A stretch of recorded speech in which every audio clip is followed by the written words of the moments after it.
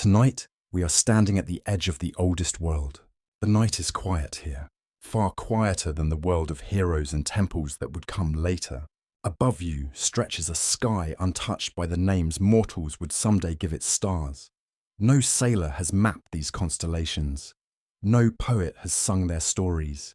The heavens seem endless, cold and mysterious, hanging over a young universe that is still learning its own shape. A gentle wind moves through distant cypress groves. Somewhere beyond the horizon, waves strike dark shorelines with slow rhythmic sounds. And beneath that vast sky stands a question. What kind of being could carry the heavens themselves?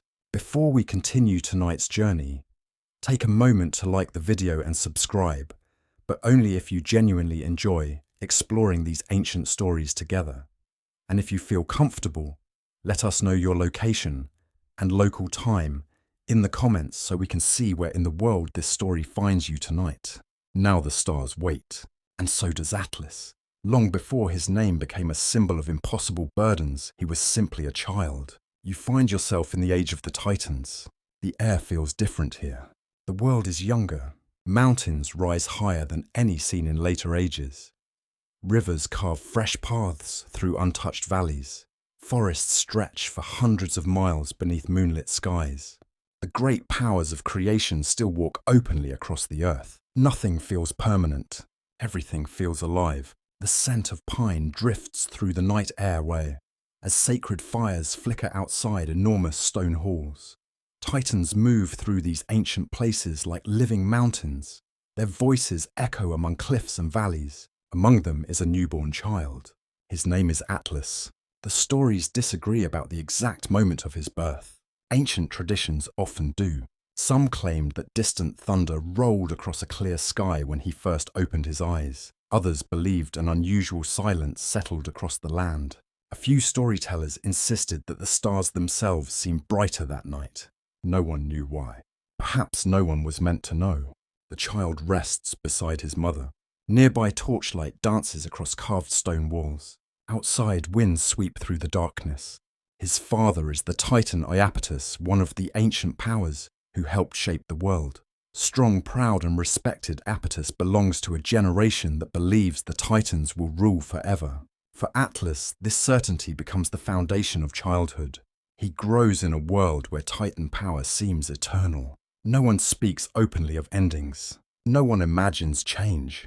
The great Titan kingdom appears unshakable. As seasons pass, the child begins to explore the world around him. You walk beside him through forests illuminated by morning sunlight. You hear birds singing among olive trees. You watch clouds drift slowly above distant mountains. Atlas is fascinated by the sky, more fascinated than anyone expects. Other young Titans admire oceans or storms. Some dream of power. Others seek glory. Atlas watches the heavens. Again and again. He studies stars emerging at dusk. He follows constellations across the night. He notices patterns, movements, changes, things others ignore. Sometimes he lies alone upon cool grass after sunset. The scent of earth surrounds him. Above, countless stars burn softly in the darkness. He wonders where they go during daylight. He wonders what holds them in place. He wonders whether the sky itself is alive. These questions linger. Years pass. The child grows stronger. Like all Titans, Atlas possesses tremendous power. His frame becomes broad. His shoulders widen. His endurance surpasses that of most companions. Yet physical strength is not what makes him unusual. It is patience. Atlas can stand silently for hours, watching distant horizons. He listens more than he speaks. He observes before acting. This trait earns respect from some elders. Others find it strange. One evening, during a sacred ceremony beneath a star-filled sky, something unusual occurs. You stand among gathered Titans. Sacred fires burn inside bronze bowls. Their warmth pushes back the cool night air. Above, thousands of stars shimmer. Suddenly, a brilliant streak of light crosses the heavens. A star falls. Then another. Then several more. The assembly falls silent. Even the winds seem to pause. Among ancient peoples, celestial signs rarely pass unnoticed. Many believe the gods speak through the sky. Many fear what such signs might mean. An elderly seer steps forward. Her silver hair moves gently in the breeze. Her eyes remain fixed upon the stars. Then she looks toward the young Atlas, only Atlas. The silence deepens. The old woman says very little. Different versions preserve different words. Some traditions claim she whispered that the child would one day stand closer to the heavens than any living being. Others insist she spoke of a burden no Titan could imagine. A few accounts suggest she refused to explain herself at all. Instead, she simply walked away, leaving questions behind. Questions often survive longer than answers. Atlas never forgets that night. The memory remains with him.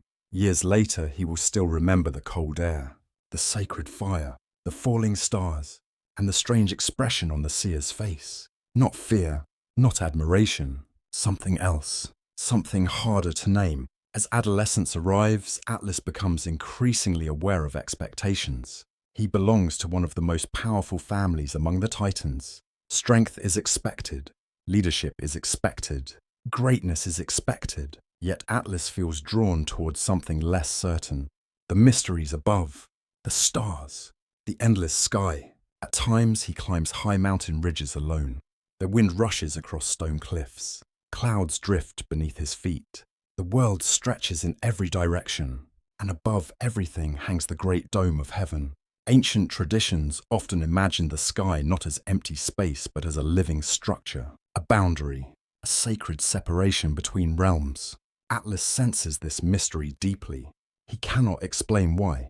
Perhaps it is destiny, perhaps curiosity, perhaps both. One night he experiences a dream, the first of many. In the dream, he stands alone beneath a sky unlike any he has ever seen.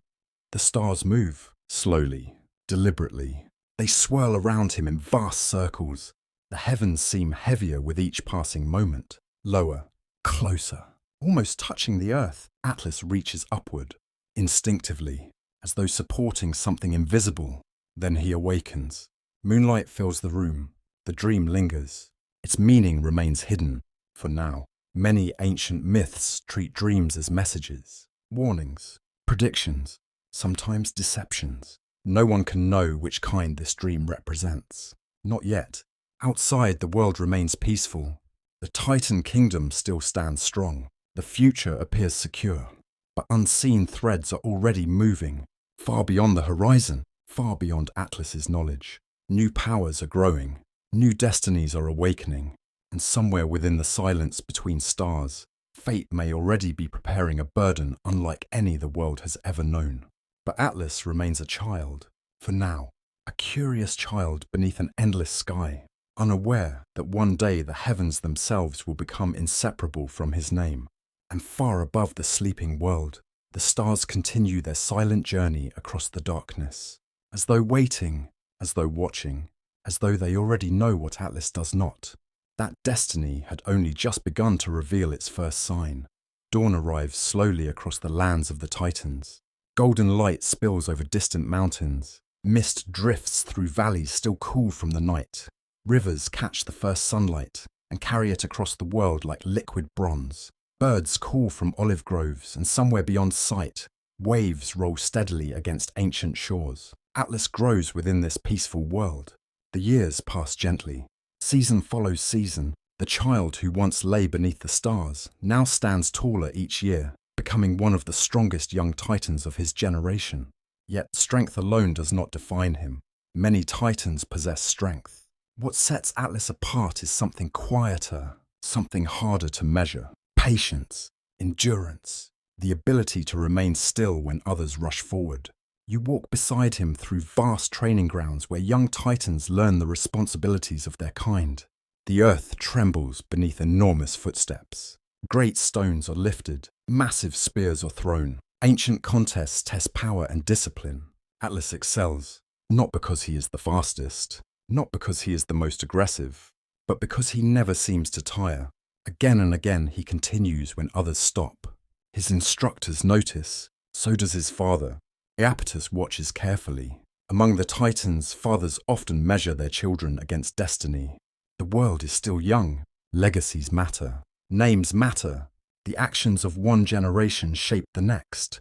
Iapetus expects greatness from Atlas, yet even he struggles to understand his son completely. One evening, after a long day of training, father and son stand upon a cliff overlooking the sea.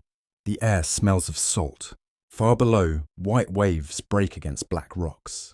The sky glows orange as the sun descends toward the horizon. For a long time, neither speaks. Then Iapetus gestures toward the world below. Look at what the Titans have built. The words are simple, yet they carry enormous pride. Atlas follows his father's gaze. Forests, rivers, mountains, the great works of divine powers. Everything seems eternal.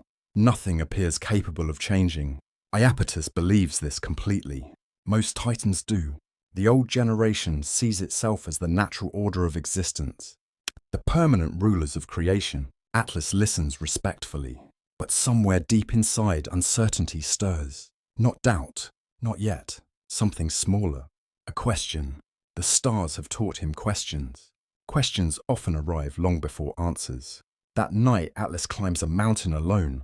This has become one of his favorite habits. The climb is steep. Cold winds sweep across stone ridges. Above him, the heavens emerge one star at a time. Soon, the sky becomes a vast ocean of light. He sits quietly, watching, listening. The night carries its own sounds. Leaves moving gently. Distant water. The whisper of wind through cypress trees. Atlas feels something here that he cannot find elsewhere. A sense of connection. As though the sky is speaking a language he almost understands. Ancient Greeks often believed that wisdom could be found in observing nature, the movement of stars, the flight of birds, the patterns of storms. Nothing existed without meaning. Atlas begins to feel this deeply, perhaps too deeply. As the months pass, another influence enters his life. His brothers. The traditions surrounding Atlas's family vary, but many myths remember him alongside powerful siblings. Among them is Prometheus. Unlike Atlas, Prometheus possesses a restless mind. He questions everything. He challenges assumptions. He seeks possibilities hidden beyond accepted truths. The contrast between the brothers is striking. Atlas values stability. Prometheus values change. Atlas trusts loyalty. Prometheus trusts curiosity. Yet they care for one another, at least for now. You watch them walk together through moonlit gardens beside a sacred spring. The scent of wild herbs drifts through the air. Torchlight reflects on still water. Prometheus speaks excitedly about ideas, future possibilities, new ways the world might develop. Atlas listens. Sometimes he agrees. Sometimes he remains silent. But the conversations stay with him. Years later, when the world begins changing, he will remember these moments. Remember the questions. Remember the warnings hidden within casual words. One night, the dream returns. The same dream. The same stars. The same impossible sky. Only now it feels clearer. Atlas stands beneath the heavens. The stars move in great circles above him. Brighter than before. Closer than before. He reaches upward again. And this time he feels weight. Not crushing weight. Not yet. Just enough to notice. Enough to understand that something rests beyond sight. Something vast. Something waiting. Then comes a voice. Soft. Distant. Almost impossible to hear. The dream never reveals who speaks. Some traditions say it was fate. Others suggest a forgotten divine power. A few ancient storytellers believed it was Atlas himself speaking from the future. The voice offers only one sentence. Strength is given for a reason, nothing more. Atlas awakens suddenly. His heart races. Moonlight spills across stone walls. Outside, the world sleeps peacefully. Yet the dream leaves him unsettled. Strength is given for a reason. What reason? The question follows him. Days become months. Months become years. Atlas reaches maturity. His reputation grows steadily. The other Titans respect him. Many admire him. Some fear him. Not because of cruelty. Atlas is not cruel. His presence simply feels immovable. Solid. Reliable. Like a mountain. The comparison becomes common. Where others shift with circumstance, Atlas remains steady. Where others react emotionally, Atlas endures. This earns him trust and responsibility. Responsibility begins arriving sooner than expected. A severe storm strikes part of the Titan lands. Winds tear through forests. Floodwaters surge across valleys. Many younger titans panic. Atlas does not. For days he works alongside others clearing debris and helping rebuild damaged settlements. He carries stones too heavy for most beings, supports structures threatening to collapse, encourages those growing exhausted. The task lasts far longer than anyone expects. Still he continues. People remember this, not because it is his greatest achievement, but because it reveals something essential. Atlas does not walk away from burdens. He moves toward them. At the time, no one realizes how important this trait will become. Perhaps destiny notices long before mortals do. Perhaps that is how destiny always works. Another mysterious sign appears near the end of these years. A rare celestial event, one scarcely mentioned in surviving traditions. You stand beneath a clear autumn sky. The air feels cool against your skin. The stars shine brilliantly overhead. Then something strange occurs. A constellation appears distorted, not vanished, not changed, simply different, as though viewed through unseen glass. The phenomenon lasts only moments, then disappears. Most titans dismiss it. Atlas does not. He watches carefully, waiting, wondering.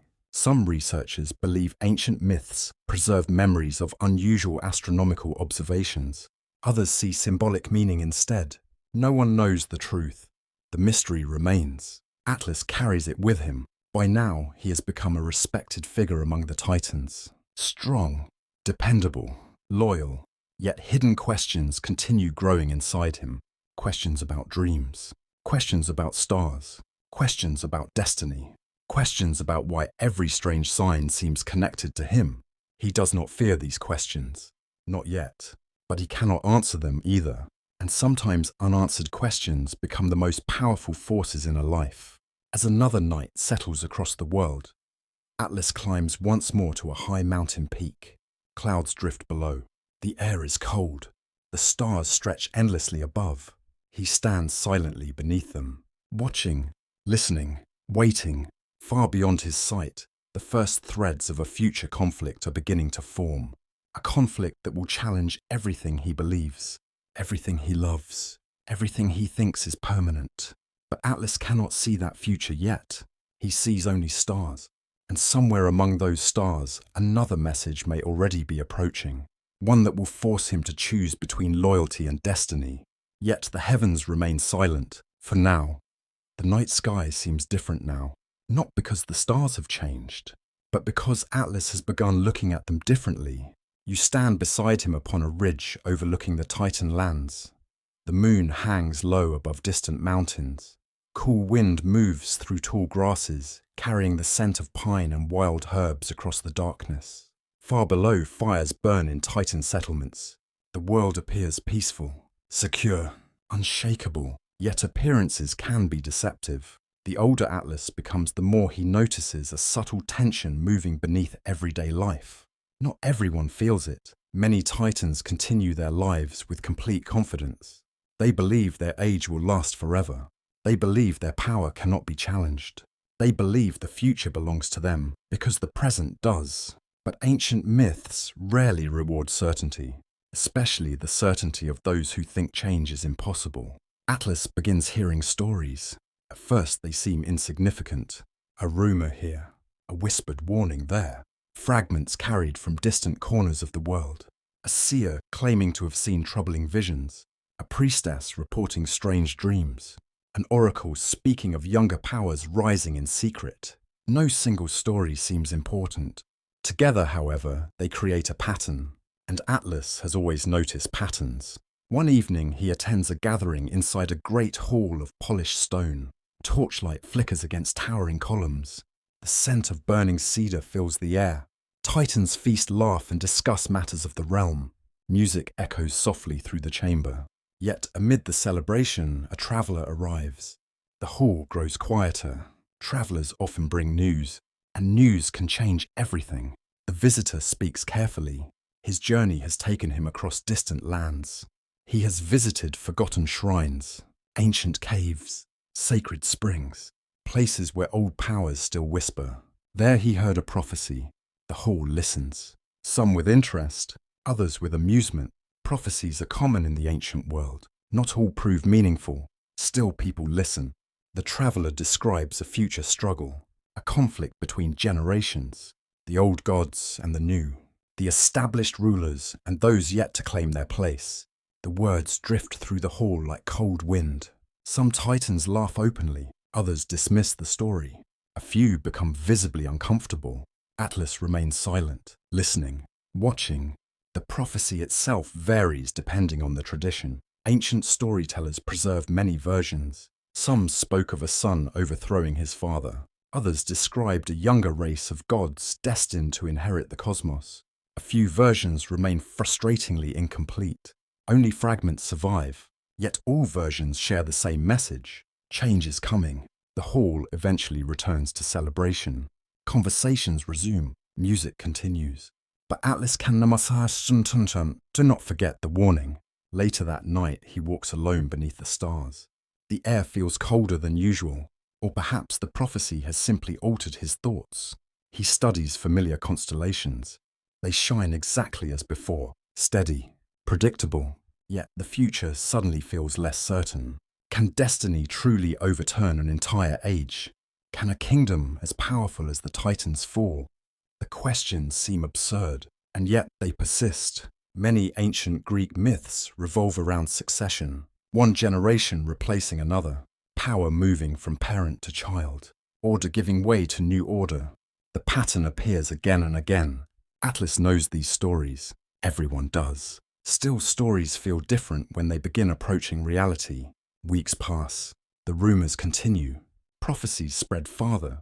Even distant shrines begin reporting unusual signs. A sacred flame burns blue for several hours. Birds gather in unexpected places. Strange dreams trouble priests and priestesses. Not everyone interprets these events the same way. That uncertainty only deepens the mystery. Some believe the signs predict disaster. Others see opportunity. A few insist they mean nothing at all. Atlas finds himself caught between possibilities. He is loyal to the Titans. Completely loyal, yet loyalty does not erase curiosity. One afternoon, he visits an ancient sanctuary hidden among olive groves. The place feels older than memory itself. Weathered stone altars rest beneath twisted trees. Cicadas sing in the warm air. A small spring bubbles quietly from the earth. An elderly oracle resides here. She has lived in isolation for many years. Many seek her wisdom. Few understand her answers. Atlas approaches respectfully. The oracle studies him for a long moment. Her eyes seem strangely distant, as though she sees something beyond the visible world.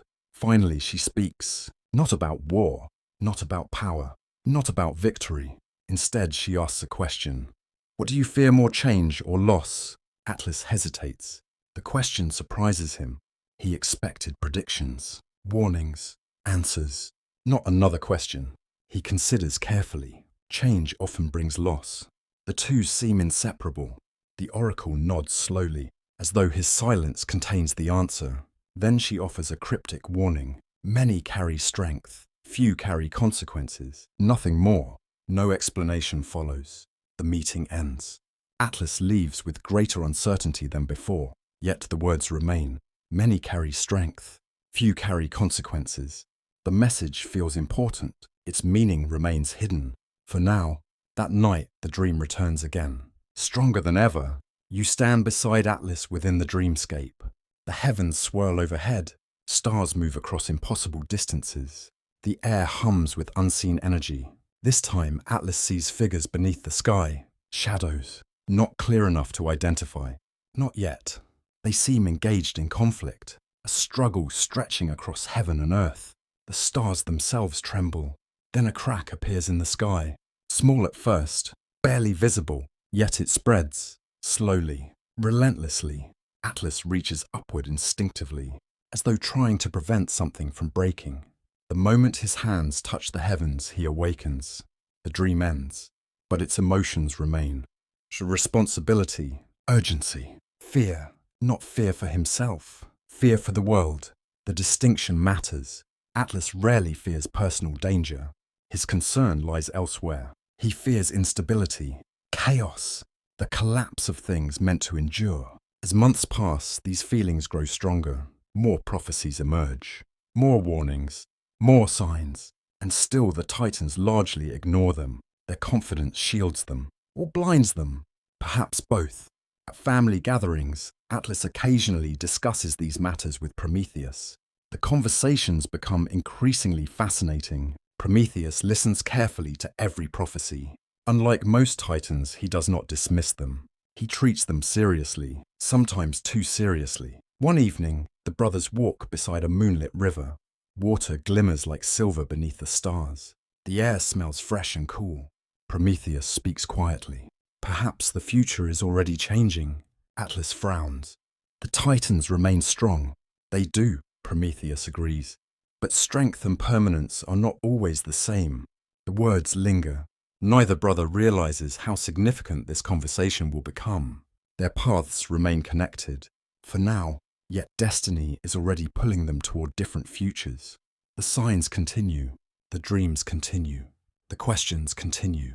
And somewhere beyond the horizon, hidden from Atlas's sight, a child named Zeus is growing toward adulthood. A future king. A future rival.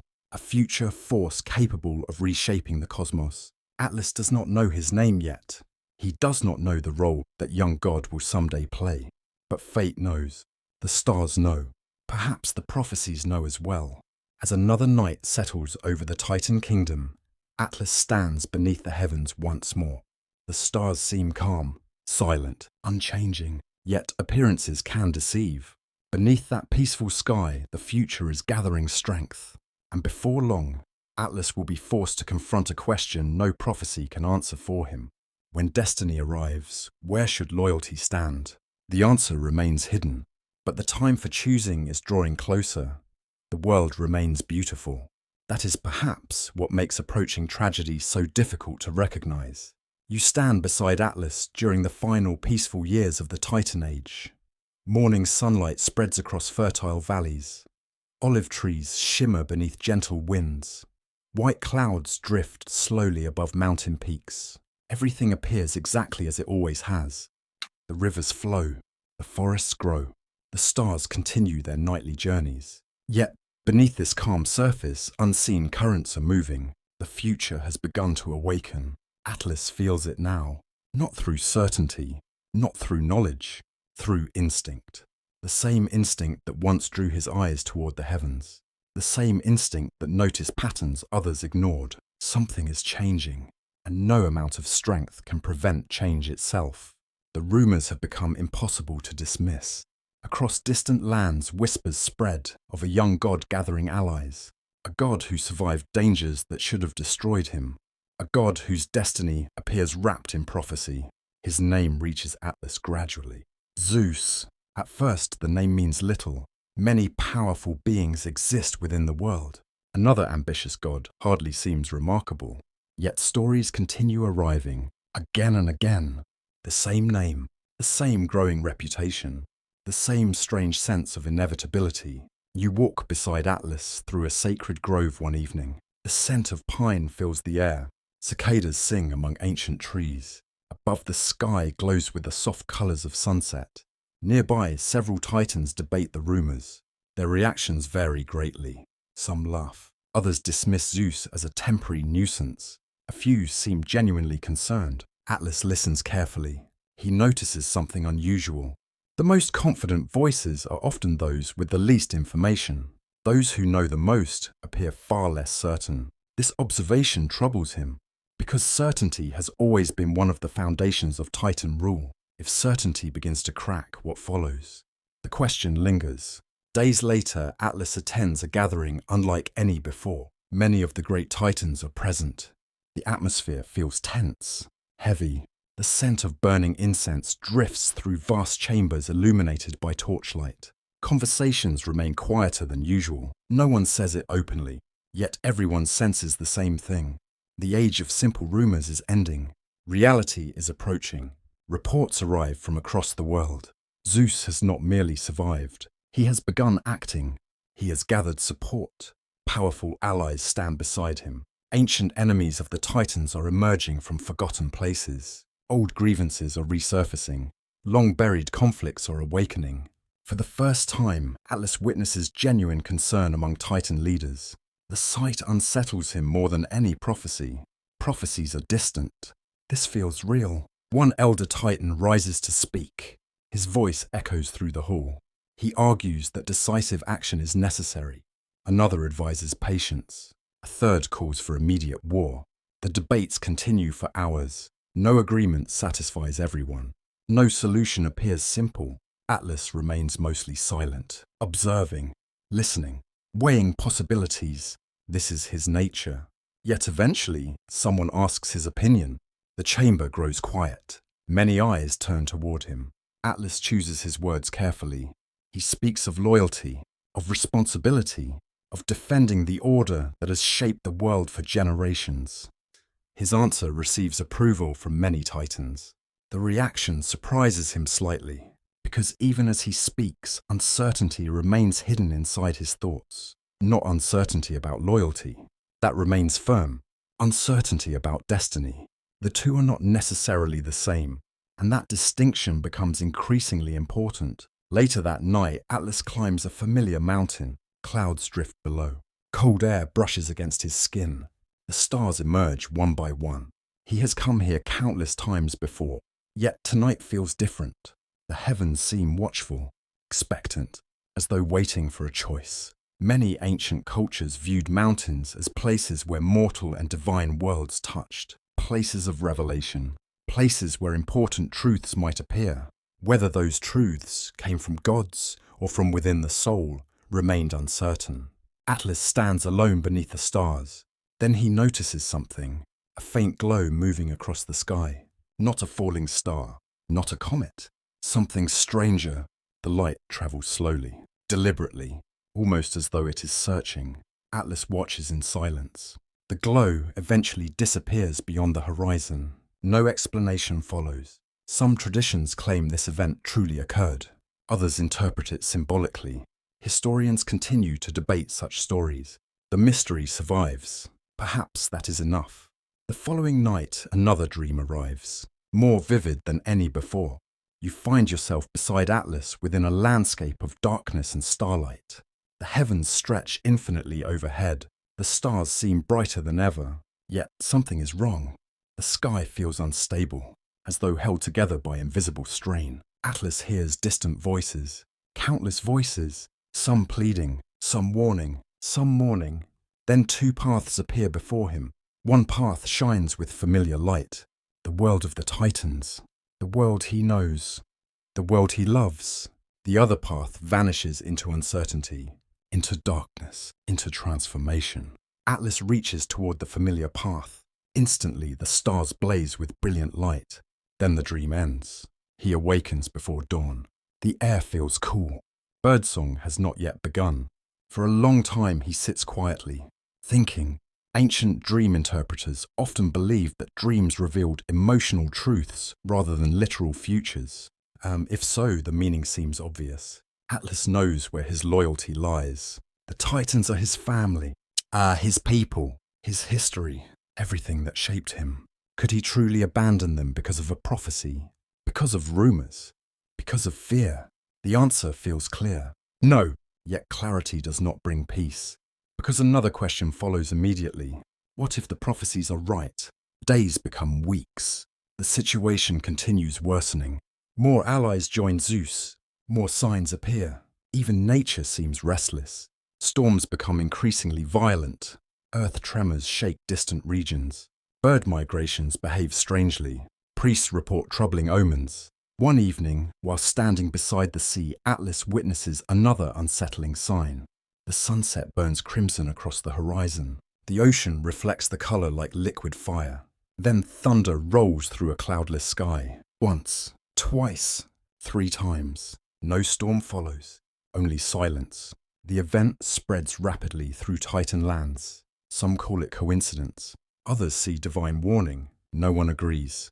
The uncertainty itself becomes significant. A world confident in its future rarely searches for omens.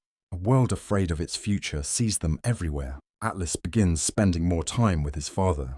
Their conversations grow increasingly serious. Iapetus remains committed to the Titan cause. Completely committed. His conviction never wavers. He believes surrender would betray everything their generation created. Atlas understands. More importantly, he sympathizes.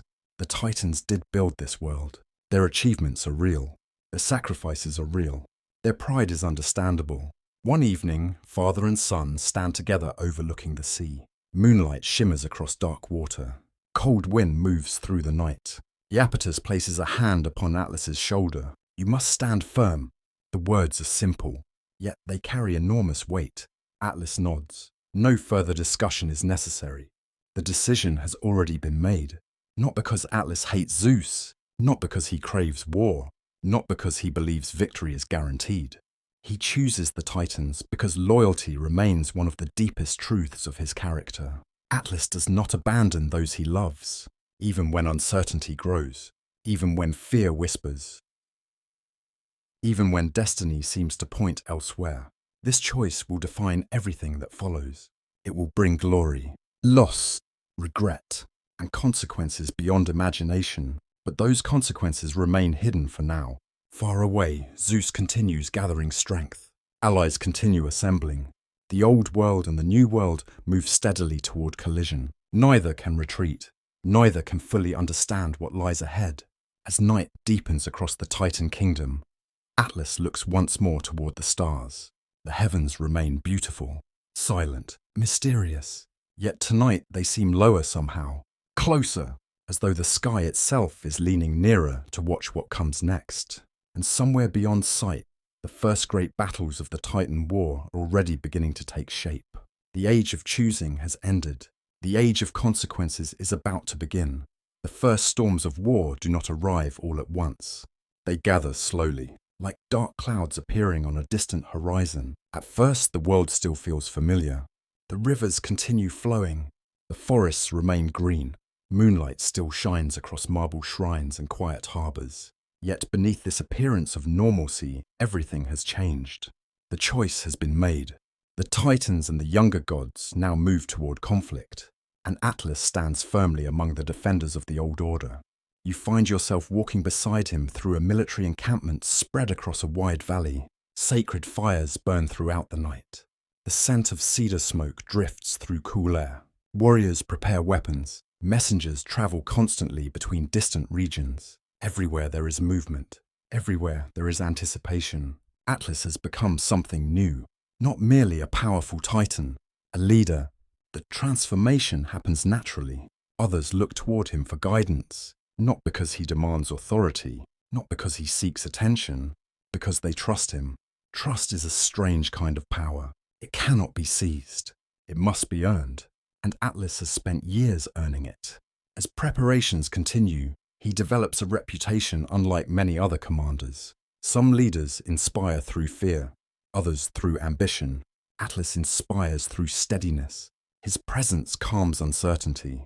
When others panic, he remains composed. When others argue, he listens. When difficult burdens appear, he carries them without complaint. The qualities that once made him unusual now make him indispensable. One evening, several younger Titans gather around a fire. The flames flicker against their faces. The air smells of smoke and earth. Beyond the camp, distant mountains rise beneath moonlight. The younger warriors speak excitedly about coming victories. They imagine glory, fame, songs that will celebrate their achievements. Atlas listens quietly. Then he asks a simple question. What happens after victory? The group falls silent. No one has considered it deeply. Their thoughts remain fixed upon battle. Atlas's thoughts reach further. He does not view war as a path toward glory. He views it as responsibility, something necessary, something regrettable, something that must be endured. This difference separates him from many others. Perhaps that is why he becomes such an effective leader. As the weeks pass, skirmishes begin appearing across the world. Small conflicts, limited engagements, nothing yet approaching full war, but enough to reveal a troubling reality. The younger gods are formidable, much more formidable than many Titans expected. Reports arrive daily. Some victories favor the Titans, others favor Zeus and his allies. Neither side gains clear advantage. The uncertainty frustrates many Titan leaders. They expected swift success. Instead, they find resistance. Atlas studies every report carefully. Patterns emerge. The younger gods fight differently, more flexibly, more creatively, less bound by tradition. This observation concerns him. Ancient institutions often possess tremendous strength, yet strength can become rigidity. Rigidity can become vulnerability. Atlas begins understanding this. Though he rarely voices the thought aloud, one night after reviewing reports beneath torchlight, he steps outside his command tent. The stars shine brilliantly overhead. Cool wind moves across the valley.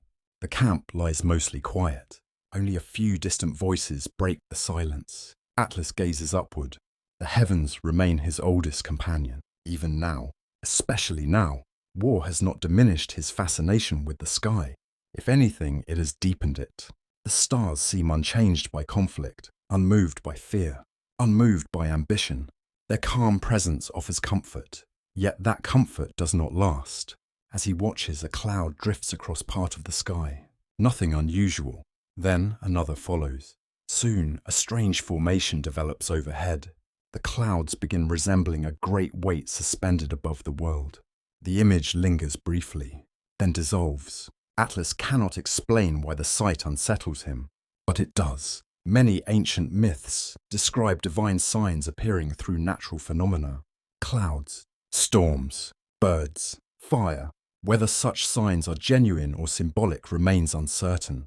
The mystery itself often matters more than the answer. The next morning brings the first major test of Atlas's leadership. A large Titan force becomes trapped within a narrow mountain pass. Enemy forces threaten to surround them. Messengers arrive urgently. Panic spreads through parts of the command structure. Some leaders argue for retreat, others demand immediate attack. The situation grows increasingly chaotic. Atlas acts differently. He listens, observes, then makes a decision. Calmly, confidently, without hesitation, you travel beside him as he leads reinforcements toward the mountains. The journey lasts through the night. Cold air fills the valleys. Moonlight reflects from stone cliffs. The pace remains exhausting, yet Atlas never slows. Neither do those following him. His determination becomes contagious. By dawn, they reach the trapped force. The battle that follows is fierce. Thunder echoes between mountains. The earth trembles beneath divine power. Ancient weapons flash beneath the rising sun. Yet throughout the conflict, Atlas remains focused, disciplined, reliable. When confusion spreads, he restores order. When fear emerges, he counters it with presence alone. By sunset, the trapped titans are safe. The victory is not enormous. History will barely remember it. Yet for Atlas, the event changes everything. His reputation spreads rapidly, not as the strongest titan, not as the most ambitious, as the commander others can depend upon. The distinction matters. Dependability often outlasts brilliance. In the weeks that follow, Atlas receives increasing responsibility. More soldiers, more authority, more expectations. With each new burden, he proves capable. Yet success carries hidden consequences. The more others rely upon him, the heavier his obligations become. He notices this, though he accepts it willingly. Responsibility feels natural to Atlas, almost inevitable. Sometimes he wonders why. Perhaps the answer lies within his character, or perhaps destiny has been preparing him all along. One evening, after another successful campaign, Atlas receives a visit from Prometheus. The brothers have seen less of one another recently. War changes relationships. Distances grow. Priorities shift. They sit together beside a quiet stream. Moonlight dances across the water. The scent of wet earth fills the air. For a while, they simply talk. Not about strategy, not about politics, about memories, childhood, family, the simpler years before conflict. Eventually, the conversation changes. Prometheus studies his brother carefully. "You carry more than the others." Atlas smiles faintly. "We all carry burdens." Prometheus shakes his head. "No, yours are different." The remark seems strange, yet Atlas cannot dismiss it. Somewhere within those words hides another truth he does not yet understand. A truth connected to dreams, to prophecies, to the mysterious signs that have followed him throughout life. The war continues escalating. The victories become larger. The losses become greater. Both sides grow increasingly committed. Retreat becomes impossible. The world moves steadily toward a confrontation that will decide the future of creation itself. And Atlas stands at the center of the Titan effort, respected, trusted, admired, perhaps even loved. He has become exactly what the Titans need, a leader willing to carry responsibilities others avoid, yet leadership often extracts a price. Every decision creates consequences. Every victory creates new challenges. Every burden invites another. As darkness settles across the encampment once more, Atlas stands alone beneath the stars. A cool breeze moves through the valley. The heavens shine with ancient beauty. Above him, countless lights follow their eternal paths. For a moment he feels a strange sensation, as though the sky itself is watching, waiting, measuring, and somewhere beyond those distant stars, fate may already be preparing a burden far greater than command, far greater than war. But Atlas cannot see it yet, for now he remains the Titan general, and the greatest battles are still ahead. War has a way of changing time. Days become blurred, seasons lose their familiar rhythm. Years pass more quickly than anyone expects. What once felt temporary slowly becomes permanent. And so it is with the great war between the Titans and the younger gods. What many believed would be a brief struggle stretches onward. 1 year becomes 2, 2 become 5, 5 become 10. The conflict, later known as the Titanomachy, grows into one of the greatest wars in mythology. And through it all, Atlas remains at its center. You stand beside him on a rocky plateau, overlooking a battlefield scarred by years of violence. The air smells of rain and smoke. Dark clouds drift above shattered hills.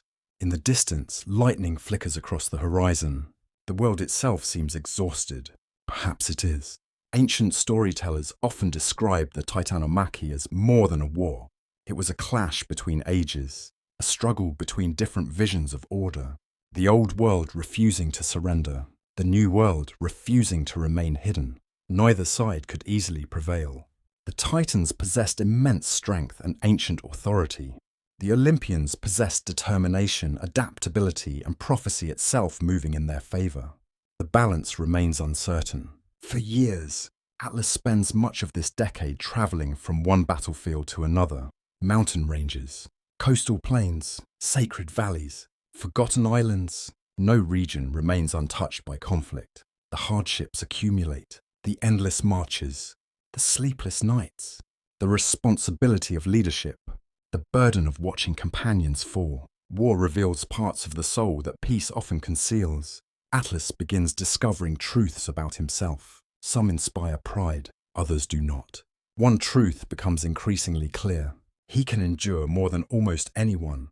When others collapse from exhaustion, Atlas continues. When morale falters, Atlas remains steady. When fear spreads, Atlas becomes an anchor. The quality earns admiration, but admiration carries isolation. The stronger people believe you are, the less they imagine you suffer. Few ask how Atlas feels. Few wonder what the burden costs him. They simply trust him to continue. And he does, because that is what he has always done. One winter evening, after a long campaign, Atlas sits alone beside a small fire. Snow falls gently through the darkness. The air feels bitterly cold. Most warriors have already sought shelter. Only the crackling flames disturb the silence. Atlas studies the fire, watching sparks rise into the night. For the first time in many years, he allows himself to feel tired, not physically, emotionally. The distinction matters. His body remains strong. His spirit grows weary. The war shows no sign of ending. Each victory seems temporary. Each success creates another challenge. The future remains hidden. A strange thought enters his mind. What if neither side truly wins? The possibility lingers briefly, then fades. Some conflicts allow compromise. This one does not. The world emerging from the war will belong to one order or another, nothing less. As the years pass, Atlas witnesses events that become legendary. Mountains split, seas rise, storms rage across entire regions. Ancient myths often describe divine battles in cosmic terms. Modern readers sometimes interpret these stories symbolically. Others see them as poetic attempts to describe unimaginable power. Whatever the truth, one thing remains certain. The conflict leaves scars upon the world, and scars upon those fighting it. Atlas changes, gradually, almost imperceptibly. The patient young Titan becomes more reserved, more thoughtful. The certainty of youth begins giving way to experience. Experience often carries complexity. He still believes in the Titan cause. Yet belief now feels different, less idealistic, more deliberate. He understands the cost and chooses loyalty anyway. That choice defines him. One spring morning, a remarkable event occurs. The battle has paused temporarily. Both sides regroup, both sides recover. The landscape lies strangely quiet. Atlas climbs a ridge before dawn. Old habits survive even during war. He still seeks solitude beneath the sky. The air feels cool and fresh. Mist drifts through nearby valleys. Above him, stars slowly fade as morning approaches. Then he notices something unusual. A constellation appears brighter than normal. Not dramatically brighter, just enough to attract attention. Atlas watches. The stars seem to form a pattern, a shape, almost like a figure bearing weight. The image lasts only moments. Then daylight arrives. The vision disappears. Atlas remains uncertain whether he truly saw it. Some signs are clear, others remain ambiguous. Perhaps that ambiguity is intentional. Ancient myths rarely provide complete certainty. The mystery keeps them alive. The years continue unfolding. And with them comes loss. Loss becomes one of war's most faithful companions. Friends vanish, allies fall. Relationships fracture. Every commander eventually learns this lesson. Atlas learns it repeatedly. Each loss leaves a mark. Small at first, then larger, accumulating, like cracks within stone. One evening he receives news of a fallen companion, a warrior who fought beside him for many years. The message arrives shortly before sunset. Atlas listens quietly, offers no dramatic reaction, no visible display of grief. Many assume the news affects him less than others. They are mistaken. The grief runs deep. Atlas simply carries it differently. Alone later that night, he walks beside the sea. Waves roll across dark sands. The scent of salt fills the air. Moonlight shimmers upon the restless water. There he allows himself to mourn. Not loudly, not publicly, quietly. The way mountains endure storms. Ancient Greek audiences often admired this kind of endurance, not the absence of emotion, the ability to continue despite emotion. Atlas embodies that ideal more with each passing year. Yet endurance has limits, even if those limits remain hidden.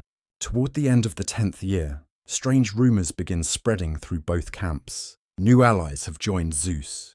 Ancient powers once imprisoned or forgotten. The balance of the war may be shifting. At first, many Titans dismiss the reports. Then evidence accumulates. The stories appear true. Concern spreads rapidly. Atlas studies every message, every report, every fragment of information. The pattern seems unmistakable. Something important has changed. The war is entering a new phase, a dangerous phase. One night, while reviewing maps beneath torchlight, he feels an unfamiliar sensation. Not fear exactly, foreboding. The feeling that events have begun accelerating beyond anyone's control. Outside, thunder rolls across distant mountains. The sound continues for several minutes. Slow, deep, unsettling. Atlas steps from the command tent. Rain falls lightly. Clouds cover most of the sky. Only a few stars remain visible. One star catches his attention. Bright, steady, alone. For reasons he cannot explain, he finds comfort in its presence. Perhaps because it remains unchanged. Perhaps because it reminds him of childhood. Or perhaps because some small part of him already understands that the heavens will someday become inseparable from his fate. The thought passes quickly, leaving only silence and rain and distant thunder. The decade-long struggle approaches its final chapters. The Titans still stand. Atlas still leads. The old order still fights. Yet destiny is beginning to move more openly now. The signs grow stronger, the warnings clearer, and somewhere beyond the battlefield, forces older than war itself are preparing to decide the future. The consequences of those decisions will soon reach Atlas, and when they do, everything he has endured so far will seem small by comparison. For the greatest burden of his life has not yet arrived. The sky has always spoken to Atlas, not with words, not with voices carried upon the wind, but through patterns, through silence, through mysteries that seem to linger between the stars. As the 10th year of war draws toward its end, those mysteries become harder to ignore. You stand beside Atlas upon a lonely ridge overlooking a world worn down by conflict. The battlefield below lies quiet for now. A rare pause. The air smells of damp earth and rain-soaked stone. Clouds drift across the moon. Far away, campfires glow like scattered embers against the darkness. The war continues, yet something has changed. Atlas feels it. Many others do as well. The struggle no longer feels balanced. For years, victory seemed possible for either side. Now uncertainty leans in a different direction. The younger gods are growing stronger, more confident, more organized. Their momentum resembles a river gathering speed, and rivers become difficult to stop once they find their course. Atlas studies reports daily. The evidence is impossible to dismiss. The Olympians have gained powerful allies. The ancient Cyclopes now forge weapons for Zeus. The mighty hundred-handed ones, long imprisoned in darkness, have entered the conflict. The balance shifts. One victory leads to another. One breakthrough creates the next. The Titans continue resisting, but resistance alone rarely changes destiny. This realization settles heavily upon Atlas, not because he doubts his courage, not because he regrets his choices, because he recognizes reality. A commander who ignores reality becomes dangerous. Atlas refuses to become that kind of leader. One evening, he gathers with several Titan commanders inside a stone fortress overlooking the sea. Torches flicker against ancient walls. The scent of oil and smoke fills the chamber. Maps cover a large table. Voices rise and fall as strategies are debated. Some commanders insist the war can still be won through sheer force.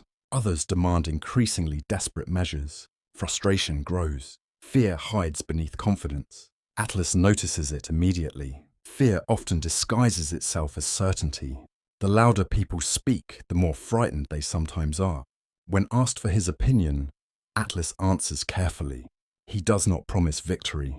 He does not encourage despair. Instead, he speaks about endurance, about discipline, about facing truth honestly. Some appreciate his words, others do not. Many warriors want hope. Truth and hope are not always identical. The meeting ends without complete agreement. That itself feels significant. Years earlier, the Titans acted with unity. Now cracks are beginning to appear, not through betrayal, through exhaustion. The war has demanded too much for too long. Later that night, Atlas walks alone along the fortress walls. The sea stretches endlessly beneath moonlight. Cold wind rises from the waves. The scent of salt lingers in the air. Above him, stars fill the heavens. Their familiar presence offers comfort. Yet tonight they seem different, stranger. The constellations appear subtly altered, not physically altered, emotionally altered, as though their meanings have changed. Ancient peoples often believed the stars reflected divine order. A stable sky suggested a stable world. A troubled sky suggested something else. Atlas gazes upward for a long time. Then he notices an unusual alignment. Several bright stars form a pattern he has never seen before. The shape resembles scales. Balanced. Perfectly balanced. Then one side slowly lowers, only slightly, almost imperceptibly. A cloud drifts across the heavens. The image vanishes. Atlas remains motionless. The vision might mean nothing, or everything.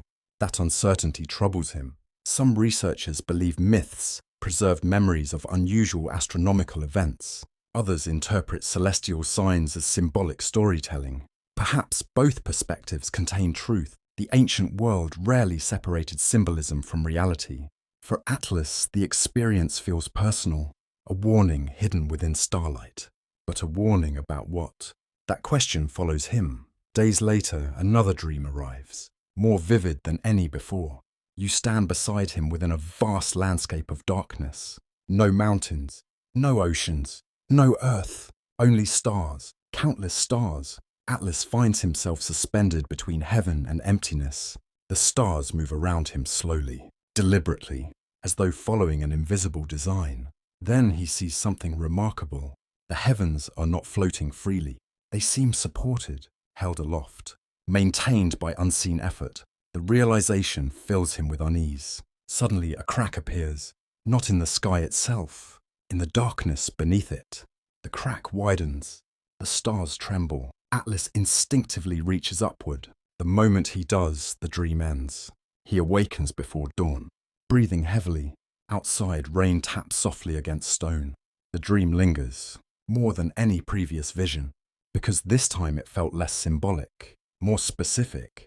The sensation of reaching upward remains vivid, almost physical. Atlas sits quietly for a long while, thinking. The ancient Greeks often viewed dreams as messages requiring interpretation. Yet interpretation presents its own challenges. People frequently understand dreams only after events unfold, rarely before. Perhaps that is part of fate's design. The warning exists. The meaning remains hidden. Meanwhile, the war continues deteriorating. Reports grow increasingly troubling. Several Titan strongholds fall. Key positions are lost. Resources become strained. Even the most optimistic commanders struggle to ignore reality. Atlas notices morale changing, not collapsing, changing. Hope becomes harder to sustain. Fear becomes harder to conceal. Leadership becomes more important than ever. So Atlas continues carrying responsibilities, more responsibilities than before. Every day seems to place another burden upon his shoulders. Another decision, another crisis, another expectation. Sometimes he wonders whether the war itself has become a weight shared by everyone, yet somehow heavier for him. One afternoon, Prometheus seeks him out. The brothers meet beside a quiet river hidden within a forest untouched by battle. Sunlight filters through leaves overhead. Birdsong fills the air. For a brief moment, the world feels peaceful again, almost normal. Prometheus studies Atlas carefully. "You look tired." Atlas smiles faintly. "Everyone is tired. Not like this." The response carries unusual seriousness. For several moments, neither speaks. Then Prometheus asks a question, a simple question. "Have you ever wondered whether loyalty can become its own burden?" Atlas looks toward the river. Water moves steadily over smooth stones. The question unsettles him, not because he lacks an answer, because the answer feels complicated. Loyalty remains one of his deepest values. Yet loyalty demands sacrifice, sometimes enormous sacrifice. The brothers discuss little else. Still, the conversation stays with Atlas. Long after they part, long after evening arrives, long after the stars emerge overhead once more. The war approaches its conclusion. Atlas senses it. Many others sense it too. The signs are everywhere. Military, political, prophetic, even celestial. The future is drawing closer, and the stars seem determined to remind him. That night, as he stands beneath the heavens, a meteor crosses the sky. Bright, silent, beautiful. Its light reflects briefly in his eyes, then vanishes into darkness. Ancient observers often interpreted meteors as messages from the divine, warnings, announcements, declarations of change. Atlas cannot know which meaning applies. Perhaps none, perhaps all. But as the meteor disappears, a strange certainty settles over him. The next phase is coming. Soon, very soon. The great struggle that has consumed an entire decade is nearing its end.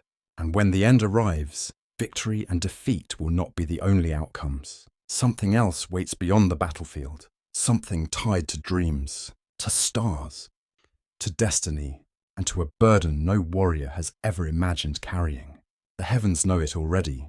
Perhaps they always have. Now they seem to be waiting for Atlas to discover it too. The end does not arrive suddenly. Not at first. It arrives through a series of losses. A fortress abandoned. A battlefield surrendered. An ally defeated. One thread breaks. Then another, and another, until the entire tapestry begins to unravel. You stand beside Atlas during the final days of the Titan War. The air feels heavy. Storm clouds gather above distant mountains. Cold winds sweep across valleys scarred by years of conflict. Everywhere, there are signs of exhaustion. The world itself seems weary. 10 years of war have left their mark upon everything. Forests bear scars. Rivers carry debris from ruined strongholds. Ancient shrines stand damaged and deserted. Even the sky appears darker somehow. Whether this darkness comes from nature or from the hearts of those fighting beneath it, remains uncertain. Atlas feels it deeply. The warnings he has carried for years now seem impossible to ignore. The signs were real. The prophecies were real.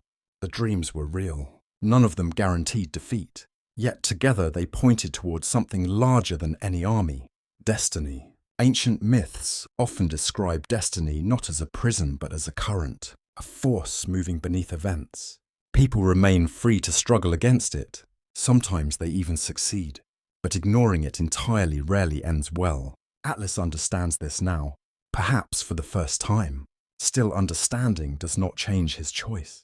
He remains loyal. He remains committed. He remains Atlas. The final campaigns unfold with terrible intensity. The Olympians advance relentlessly. Their confidence grows with each victory. Their allies fight with renewed determination.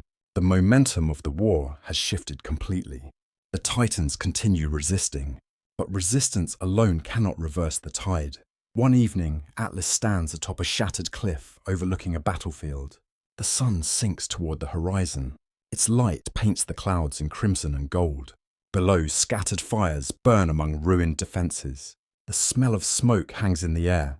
The scene is strangely beautiful. Many endings are. Atlas watches in silence. Around him, younger warriors speak in hushed voices. They discuss strategies, possible retreats, desperate hopes. Atlas says little. His thoughts travel elsewhere. To childhood, to mountain peaks beneath starlight, to conversations with Prometheus, to his father's certainty, to the dreams that never stopped returning. Every choice has led here, every decision, every act of loyalty. Nothing exists in isolation. Consequences move through life like rivers. Eventually, they reach the sea. The next morning brings devastating news. Another major Titan position has fallen. Then another. Then another. The reports arrive so quickly that they seem endless. Messengers ride through rain and darkness. Their faces reveal the truth before they speak. The war is collapsing. Not because the Titans lack courage. Not because they refuse to fight. Because the balance of power has changed beyond recovery. Many commanders react with anger, others with despair. Some refuse to believe the reports at all. Atlas reacts differently. He accepts reality. Acceptance does not mean surrender. It means clarity. And clarity remains valuable even during defeat. Especially during defeat. One night, as storms rage across the world, Atlas experiences his most powerful dream. You stand beside him within a vast cosmic darkness. The stars blaze brighter than ever before. Countless lights stretch across infinity. The heavens seem impossibly beautiful. Yet beneath that beauty lies tension, a strain, a pressure. The sky appears fragile, as though something essential is holding it together. Then Atlas sees it, a silhouette, a giant figure standing at the edge of existence. Its face remains hidden, its identity unknown. Yet its posture feels familiar. The figure supports the heavens upon its shoulders, not struggling, not collapsing, simply enduring. The image fills Atlas with unease and recognition. Before he can move closer, the dream dissolves. He awakens. Thunder shakes the earth. Rain lashes against stone. Outside, the final chapter of the war is already unfolding. Ancient traditions disagree about the precise details of the last battles. Some accounts describe enormous confrontations that shook heaven and earth. Others emphasize individual acts of heroism and sacrifice. The surviving stories differ, yet they agree on one truth. The Titans lost. Atlas witnesses it, not as a distant observer, as a leader, as a participant, as someone who has devoted 10 years to the struggle. The realization arrives gradually, then all at once. The old order has fallen. The age of the Titans is ending. A new age is beginning. Whether anyone welcomes it no longer matters. The transition has become inevitable. You walk beside Atlas through the aftermath. The battlefield lies silent now. Rainwater gathers in broken stone. Mist drifts across empty ground. The smell of wet earth fills the air. The silence feels heavier than battle. Many Titans have already been captured. Others flee. A few continue resisting. The world enters a strange moment between eras. A pause. A breath. The old age not quite gone. The new age not fully born. Atlas searches for familiar faces. Some remain, many do not. Loss surrounds him. Friends, companions, allies, dreams. Entire futures vanish within a few short days. Grief settles heavily upon his heart, yet he continues moving forward. That has always been his way. One of the most painful moments comes when he encounters his father. Different traditions tell this scene differently. Some describe a farewell, others suggest only a brief meeting. A few accounts remain silent. Whatever happened, one truth seems clear. Both understood the significance of the moment. The world they knew was ending. The certainty of generations had shattered. No words could fully capture that loss. Sometimes silence speaks more honestly. As the final resistance collapses, Atlas receives word that judgment awaits. Zeus has emerged victorious. The Olympians now rule.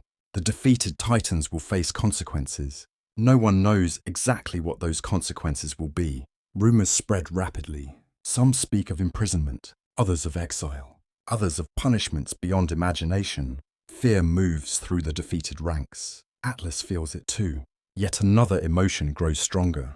Curiosity, because despite everything, he remembers the dreams, the stars, the warnings, the mysterious signs that followed him throughout life. Somewhere inside him, a strange certainty begins forming. His fate will not resemble that of others. The feeling makes little sense, yet it remains. As evening falls, Atlas climbs one final hill. The war is over. The world is quiet. Above him, clouds slowly part. For the first time in many days, the stars become visible. Thousands of them, clear and brilliant. The sight steals his breath. Childhood memories return instantly. The mountain peaks, the questions, the endless fascination with the heavens. The stars have accompanied him through every stage of life. They were there at the beginning. Now they watch the end of one chapter as well. Atlas studies them carefully. A cold breeze brushes against his face.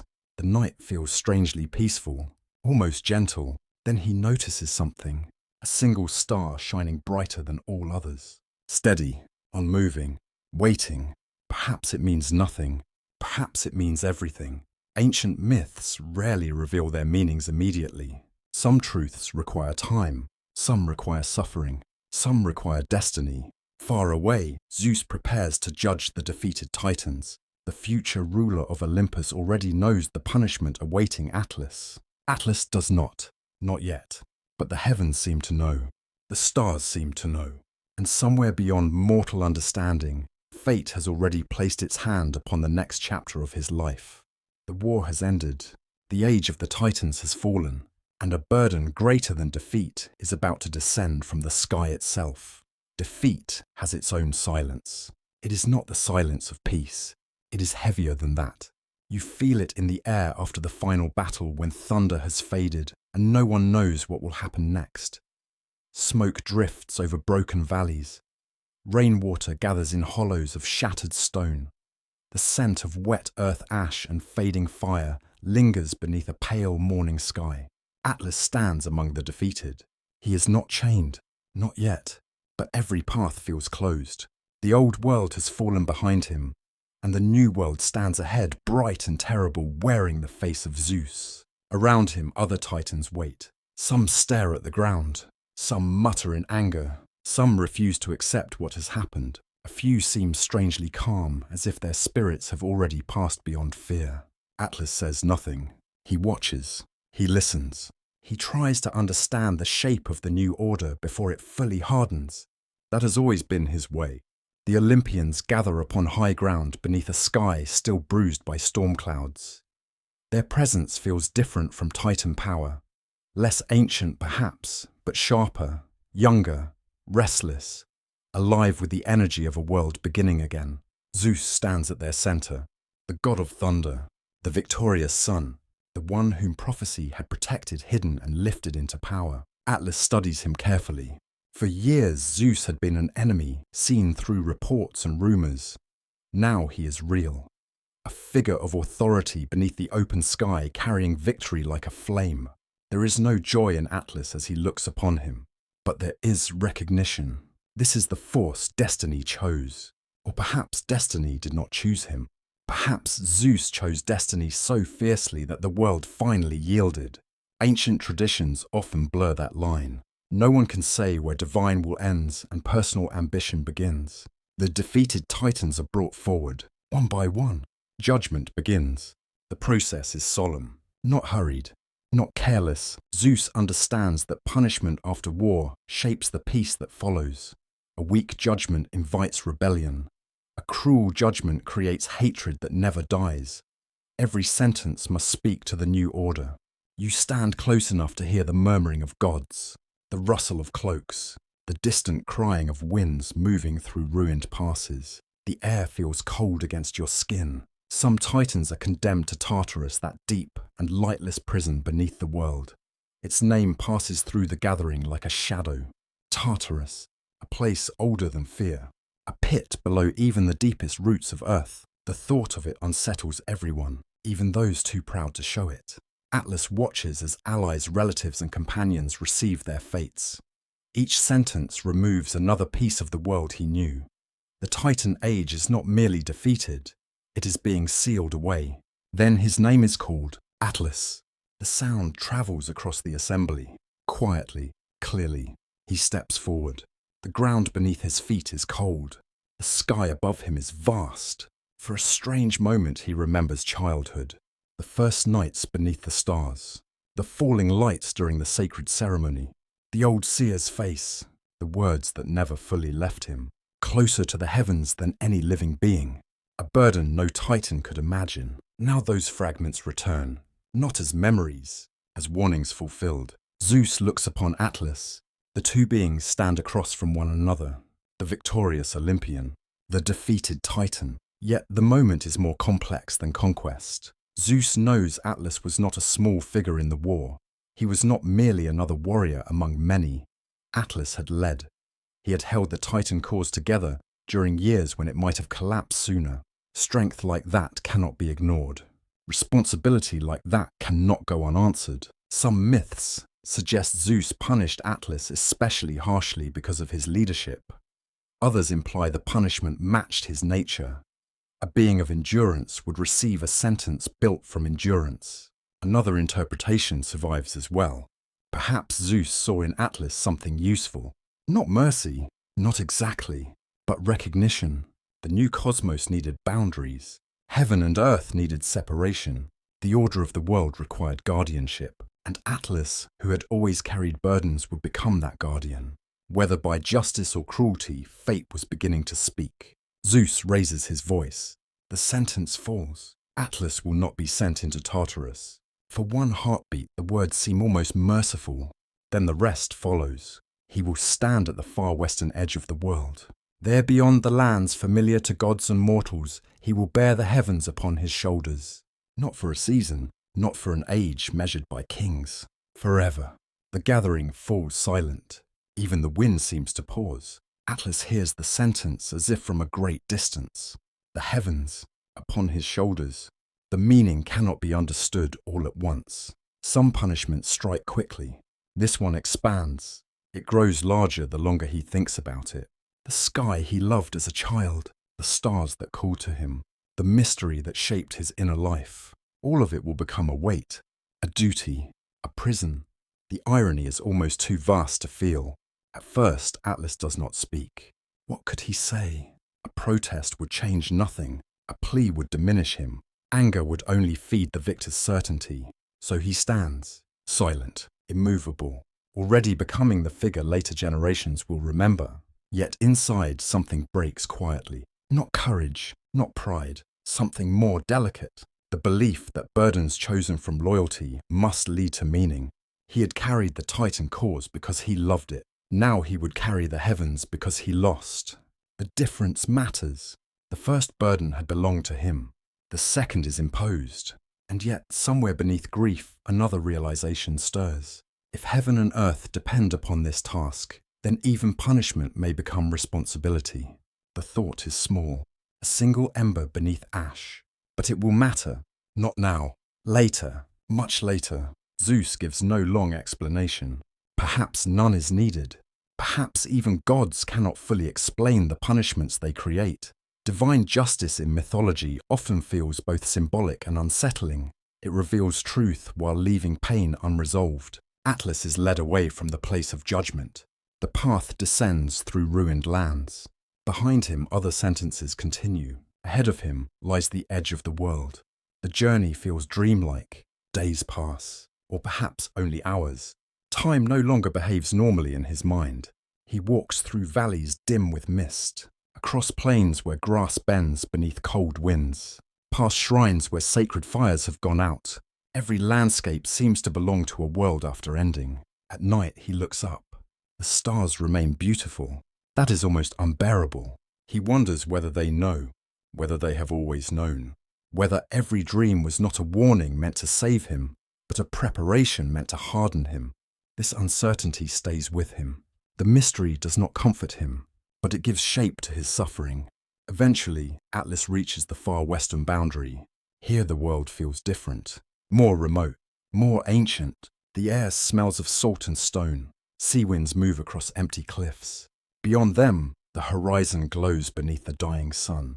This is a place of endings, a place where day disappears into darkness, a place fitting for a defeated titan. Yet above it all, the heavens spread vast and silent. Waiting, Atlas stands beneath them. For the first time, he understands the dream completely. The silhouette, the lifted arms, the figure supporting the sky. It was never someone else. It was always him. A final omen appears as twilight deepens. One star rises before all others. Bright, steady, alone. Its light trembles above the western sea. Atlas looks at it for a long time. Then the command of Zeus becomes reality. The sky descends, not visibly to all eyes perhaps, but to Atlas it is undeniable. The weight approaches. The sentence becomes flesh. The prophecy becomes burden. He draws one slow breath. The air is cold. The stone beneath his feet feels solid. And as the heavens lower toward him, Atlas does not run. He does not beg. He does not collapse before the burden even begins. He stands, because this is what he has always done. And in the silence before the first weight touches his shoulders, he understands one final truth. His war is over, but his endurance has only begun. The moment arrives without thunder, without fanfare, without the spectacle that later storytellers might imagine. Some transformations happen quietly. The most important ones often do. You stand beside Atlas at the western edge of the world. Twilight lingers over the sea. The last light of day fades into deep blue shadows. Cold wind moves across the cliffs, carrying the scent of salt and distant rain. Above the heavens stretch endlessly, beautiful, silent, immense. For most beings, the sky is something observed, something admired, something taken for granted. For Atlas, it is about to become something else entirely. A burden, a responsibility, a reality no other titan or god can fully understand. The first weight settles upon him. Ancient myths describe this moment in different ways. Some suggest Atlas physically supported the great vault of heaven itself. Others imply he maintained the separation between heaven and earth, preventing the cosmos from collapsing into chaos. A few traditions remain deliberately vague, perhaps because the truth exceeds ordinary language. Whatever interpretation survives, the experience is overwhelming. Atlas feels it immediately, not merely as pressure against muscle and bone, something deeper. The burden moves through every part of his being. His shoulders ache, his back strains, his legs tremble against ancient stone.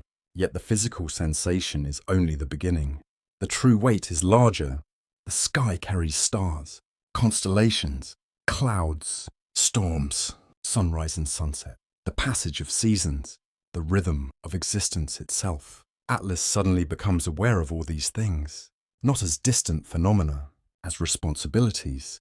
The realization is terrifying. For a brief moment, genuine fear enters his heart. Not fear of pain, not fear of death, fear of failure. What happens if he falters? What happens if he cannot endure? The question strikes with astonishing force. War had taught him many lessons. Yet war eventually ends. This burden has no ending. The distinction changes everything. The first night feels endless. Moonlight spreads across the sea below. The stars drift slowly overhead. Every moment stretches longer than the last. Atlas focuses on survival. Nothing more. One breath, then another. One moment, then another. The strategy feels familiar. He had used it during war, during loss, during grief. Now he uses it again. Endurance often begins with simplicity. The future becomes manageable only when broken into smaller pieces. Atlas does not think about eternity. He thinks about the next breath, the next heartbeat, the next star crossing the sky. Hours pass, then days. The burden remains. That fact surprises him. Part of him had expected some hidden meaning to emerge immediately, some revelation, some divine explanation. Instead, there is only weight and silence. Ancient myths often contain this uncomfortable truth. Meaning rarely arrives when suffering begins. Meaning emerges slowly, if it emerges at all. Atlas learns this lesson quickly. The western edge of the world becomes his home. The landscape is harsh yet beautiful. Towering cliffs overlook endless water. Winds move constantly through rocky valleys.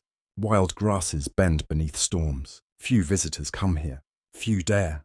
The isolation feels almost physical. During the first months, loneliness becomes one of his greatest challenges, far greater than pain. Pain can be endured. Loneliness changes shape. It slips into thoughts, into memories, into dreams. Atlas misses conversations, laughter, the simple presence of others. He misses his family, even those with whom he disagreed, especially those with whom he disagreed. Loss often sharpens affection. As days become weeks, Atlas begins noticing subtle changes within himself. His senses seem different, expanded, refined. The constant connection to the heavens creates strange awareness. He notices stars rising before they appear, feels storms approaching long before clouds gather, detects seasonal changes hidden within the air itself. The burden transforms him, not only physically, spiritually, mentally, perhaps cosmically. One evening, while watching the sunset, he experiences something unexpected.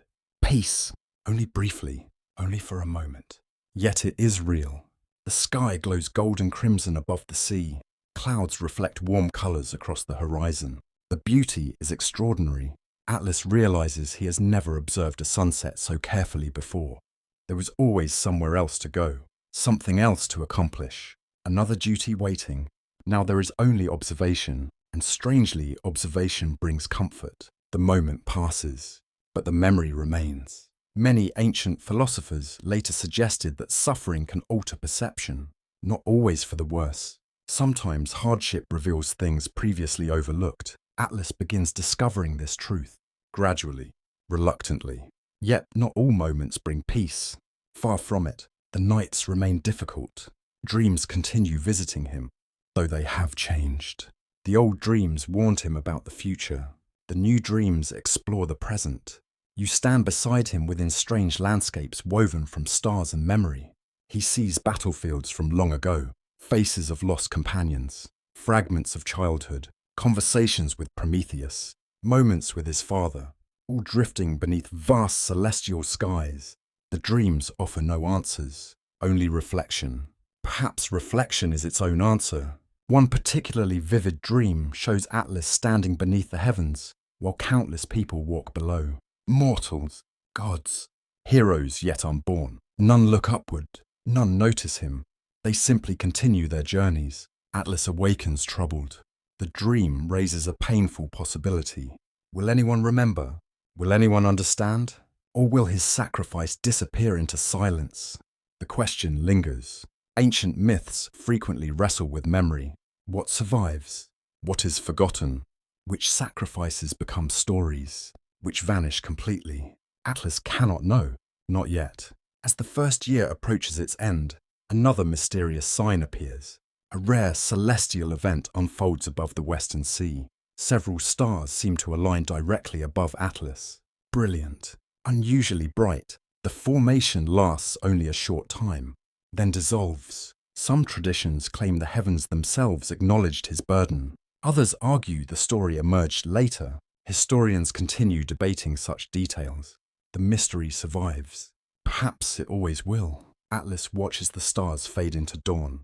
The air feels cool. The sea below reflects pale morning light. He has changed, not completely, not yet, but the transformation has begun.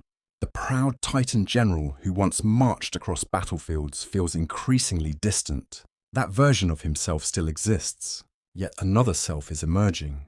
A quieter self, a more reflective self, one shaped by solitude and responsibility, one shaped by the sky itself. The burden remains impossible, yet Atlas continues carrying it, not because he enjoys it, not because he accepts the justice of it, because stopping is not an option. Responsibility often survives long after agreement disappears, and perhaps that is the deepest lesson of all. As dawn spreads across the horizon, Atlas lifts his eyes toward the heavens. The stars vanish one by one. The sky brightens. A new day begins. And with it comes another realization. The first weight was never the greatest challenge. The greater challenge is carrying that weight tomorrow, and the day after, and the century after that. Far above him, the heavens remain silent. Yet somewhere within that silence, wisdom has begun its slow journey toward him, though many ages must pass before he fully understands it. Years pass, then decades, then centuries. Eventually, Atlas stops counting. Time behaves differently when measured against eternity. The passing of a single year once seemed important. Now entire generations appear and vanish like waves upon a shoreline. You stand beside him at the western edge of the world, where sea and sky meet beneath endless horizons. The cliffs remain, the winds remain, the stars remain. Almost everything else changes. Atlas watches it happen. The burden never leaves his shoulders. The heavens remain above him, vast and immeasurable. Yet something unexpected occurs as the ages unfold. The weight does not become lighter. Atlas becomes stronger. Not stronger in the way warriors understand strength. Not stronger in the way armies measure power. A different kind of strength begins to emerge. The strength of adaptation. The strength of acceptance. The strength required to endure what cannot be escaped. The transformation happens slowly, so slowly that Atlas barely notices. One season at a time, one century at a time, one sunrise and sunset at a time. The world beyond his lonely boundary continues moving forward. New rulers rise, new cities appear, new stories begin. Atlas remains where he has always been, watching, listening, remembering. At first, solitude feels like a wound, an absence, a punishment layered upon punishment. The silence hurts. The lack of companionship hurts. The endless repetition hurts. Yet eventually, the loneliness changes shape. It becomes familiar. Not pleasant, never pleasant, but familiar, a companion of its own. Ancient hermits and philosophers would later speak of this transformation. The mind resists isolation, then adapts, then begins discovering things hidden beneath noise. Atlas experiences something similar. One evening, after centuries beneath the heavens, he notices a pattern he has never fully appreciated before. The stars do not simply move. They dance. Not randomly, not mechanically, gracefully. The constellations shift through seasons with remarkable precision. The moon follows its ancient path. Planets wander among the fixed stars. Everything possesses rhythm. Everything possesses order. Atlas begins studying these patterns. There is little else to do. Yet what begins as observation slowly becomes fascination, then understanding. The sky he once admired as a child now reveals deeper mysteries. Some ancient traditions claimed Atlas became one of the first great teachers of astronomy. Others believed he possessed secret knowledge of celestial movements. Whether these stories emerged from mythology or memory remains uncertain, but they feel appropriate. No being spends centuries beneath the heavens without learning something. Atlas learns constantly. The stars become his companions. Not living companions, not in the ordinary sense, yet companions nonetheless. He knows when certain constellations will rise, knows when others will disappear, knows the subtle differences between one season and the next. The sky becomes a language, and Atlas slowly becomes fluent. One night, a storm sweeps across the western sea. The winds howl through rocky cliffs. Rain lashes against stone. Lightning illuminates the horizon again and again. The storm lasts for hours. Most beings would seek shelter. Atlas cannot. He remains beneath the heavens, enduring, as always. Yet during the height of the storm, something remarkable happens. A bolt of lightning flashes across the sky. For one brief instant, the entire world becomes visible. The sea, the cliffs, the clouds, the stars hidden beyond them, everything revealed at once. Atlas experiences a sudden realization. The storm is not separate from the stars. The sea is not separate from the sky. The world is not a collection of disconnected parts. Everything belongs to a larger whole, a greater pattern. The insight vanishes as quickly as it arrived, yet its effect remains. Ancient wisdom often arrives this way, briefly, unexpectedly, like lightning illuminating a landscape. You may not see every detail, but you never forget the glimpse. As centuries continue unfolding, Atlas becomes increasingly aware of humanity. Mortals now inhabit more and more of the world. They build settlements, create kingdoms, tell stories around sacred fires. Their lives appear astonishingly brief. A human child grows old and dies in less time than Atlas experiences a single chapter of eternity. At first, this realization fills him with sadness, then curiosity. Mortals possess something Titans often lack: urgency. They know time is limited. As a result, they love fiercely, dream boldly, risk everything. Atlas watches their lives from afar. The sight fascinates him. Many ancient myths suggest immortals envy mortals in subtle ways, not because mortals avoid suffering, because suffering gives meaning to time. Atlas begins understanding this. Slowly, another mystery emerges during these lonely ages. Sometimes visitors appear, rarely, unexpectedly, a wandering spirit, a forgotten deity, a traveler who has journeyed farther than most. The encounters never last long, yet each leaves an impression. One evening, a sea nymph pauses near the western cliffs. The sun is setting, the ocean glows gold beneath fading light. She gazes at Atlas for several moments, not with fear, not with pity, with wonder. Finally, she asks a question. Does the burden ever become easier? Atlas considers carefully. The answer surprises even him. No. The nymph waits. Then Atlas continues. But you become different. The words linger long after she departs. Perhaps they contain more wisdom than he intended. Perhaps suffering changes less than the sufferer does. Historians continue debating how ancient myths explored endurance. Some interpret Atlas as a symbol of punishment. Others see him as a symbol of responsibility. A few suggest something deeper. Transformation. Atlas begins as a warrior. He becomes something else entirely. The process remains unfinished, yet the direction is clear. One night, another dream arrives. Though dream may no longer be the correct word, the experience feels stranger than ordinary sleep. You stand beside him beneath an infinite sky. The stars burn brighter than ever before. Then the heavens seem to open, not physically, symbolically. Atlas glimpses countless lives unfolding across the world. Kings, farmers, sailors, poets, children, heroes not yet born, all living beneath the sky he supports. The vision lasts only moments, yet it changes something. For centuries, Atlas viewed the burden primarily as punishment. Now another possibility emerges. What if the heavens remain aloft for a reason? What if endurance itself protects countless lives? The thought unsettles him, because it grants meaning to suffering. And meaning is dangerous. Meaning can transform imprisonment into purpose. Atlas is not ready to embrace that idea completely. Not yet. Still, the seed has been planted. As another century draws toward its close, Atlas watches the stars emerge one by one above the western sea. The air feels cool. The waves move gently against distant rocks. The sky glows with familiar beauty. Loneliness remains. The burden remains. The punishment remains. Yet something else remains as well. Perspective. A perspective no other being possesses. Atlas now sees the world differently, from farther away, across longer spans of time, through wider patterns. The heavens have not merely rested upon his shoulders, they have shaped his soul. And somewhere beyond the horizon, new stories are beginning. Stories involving heroes, gods, impossible quests, One of those stories will eventually bring a remarkable visitor to the western edge of the world. A visitor whose arrival will offer Atlas something he has not experienced in countless ages: hope. Though he cannot know that yet.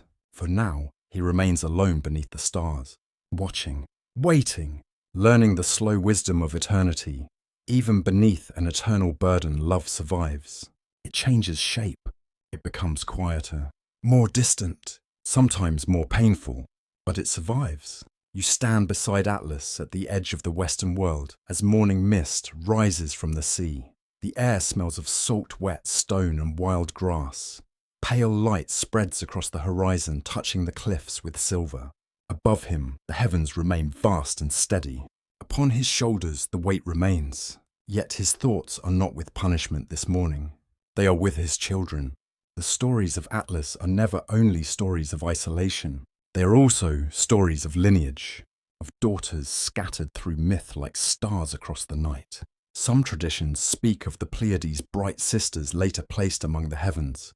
Others remember the Hyades connected with rain and morning. Still others speak of Hesperides, guardians of a sacred garden in the far west. Ancient accounts do not always agree.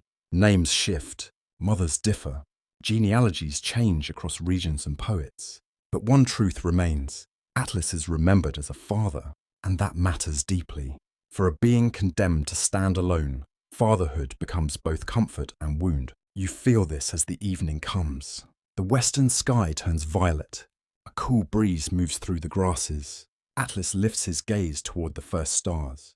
There they are, faint at first, then clearer. A cluster of lights gathered together in the dark. The Pleiades. In later ages, sailors will watch those stars carefully.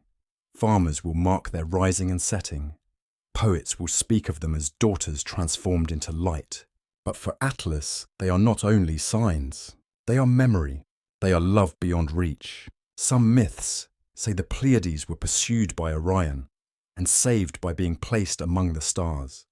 Others tell the story differently. Some traditions focus less on pursuit and more on Greek divinity and celestial honor. No version gives Atlas an easy role. He cannot run to them. He cannot shield them with his arms. He cannot stand between danger and their fear. He can only watch. For a father like Atlas, that may be the cruelest burden of all. He had once protected armies, held lines, carried wounded companions from ruined fields, led warriors through storms and darkness. Yet now, when those he loves need him, he is fixed in place. Strength becomes useless when distance cannot be crossed. This realization wounds him, quietly, deeply. Atlas does not rage against the sky. Not anymore. Rage wastes strength. But grief remains.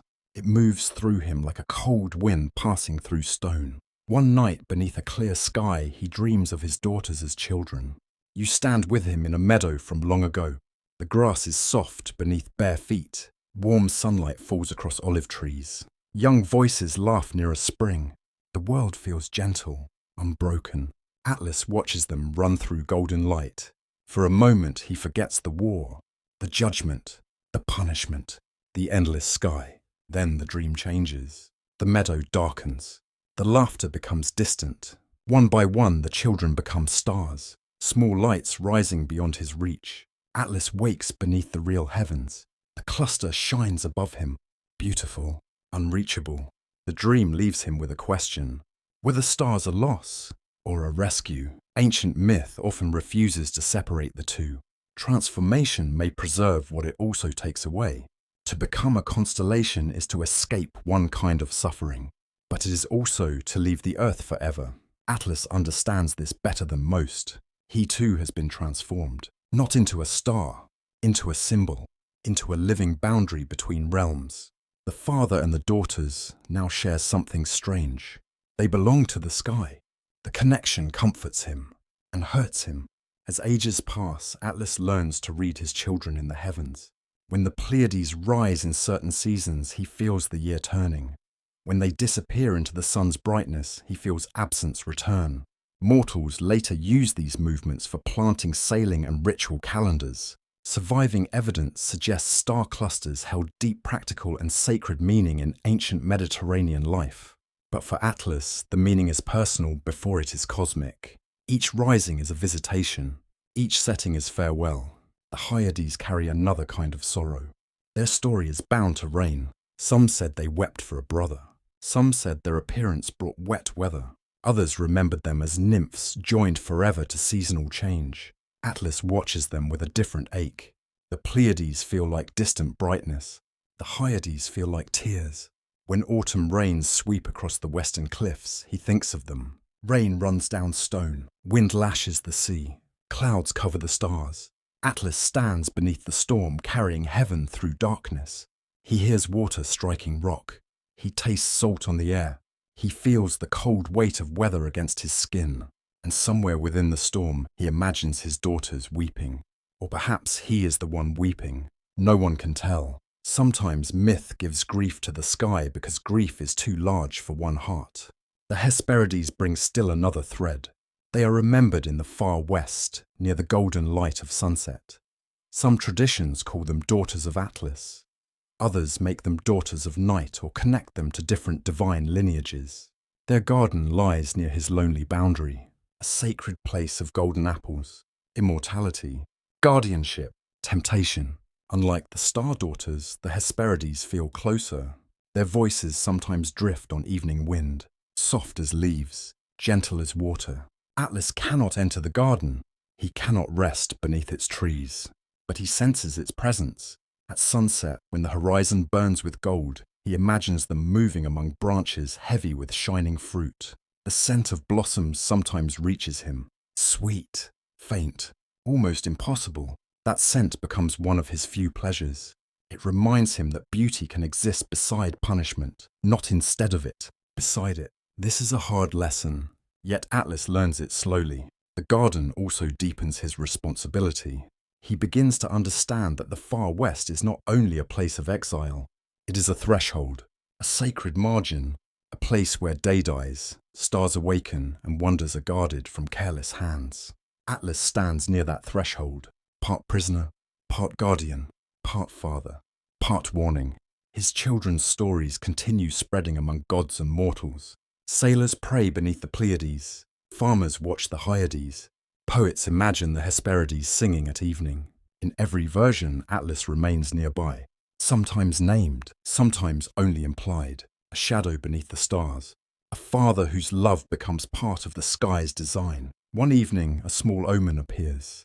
The Pleiades rise unusually clear above the horizon. The air is still. No wind moves through the grass.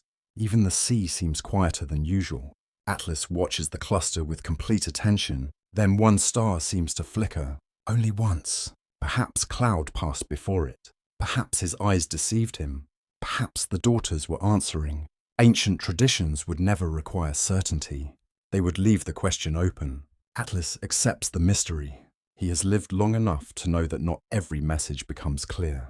Some are meant only to be felt. That night, his loneliness changes again. It does not vanish.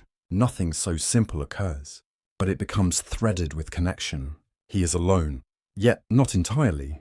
Above him, his daughters shine. Near him, the western garden breathes. Around him, mortals begin shaping their seasons by the lights associated with his family. Atlas begins to realize that legacy does not always arrive after death.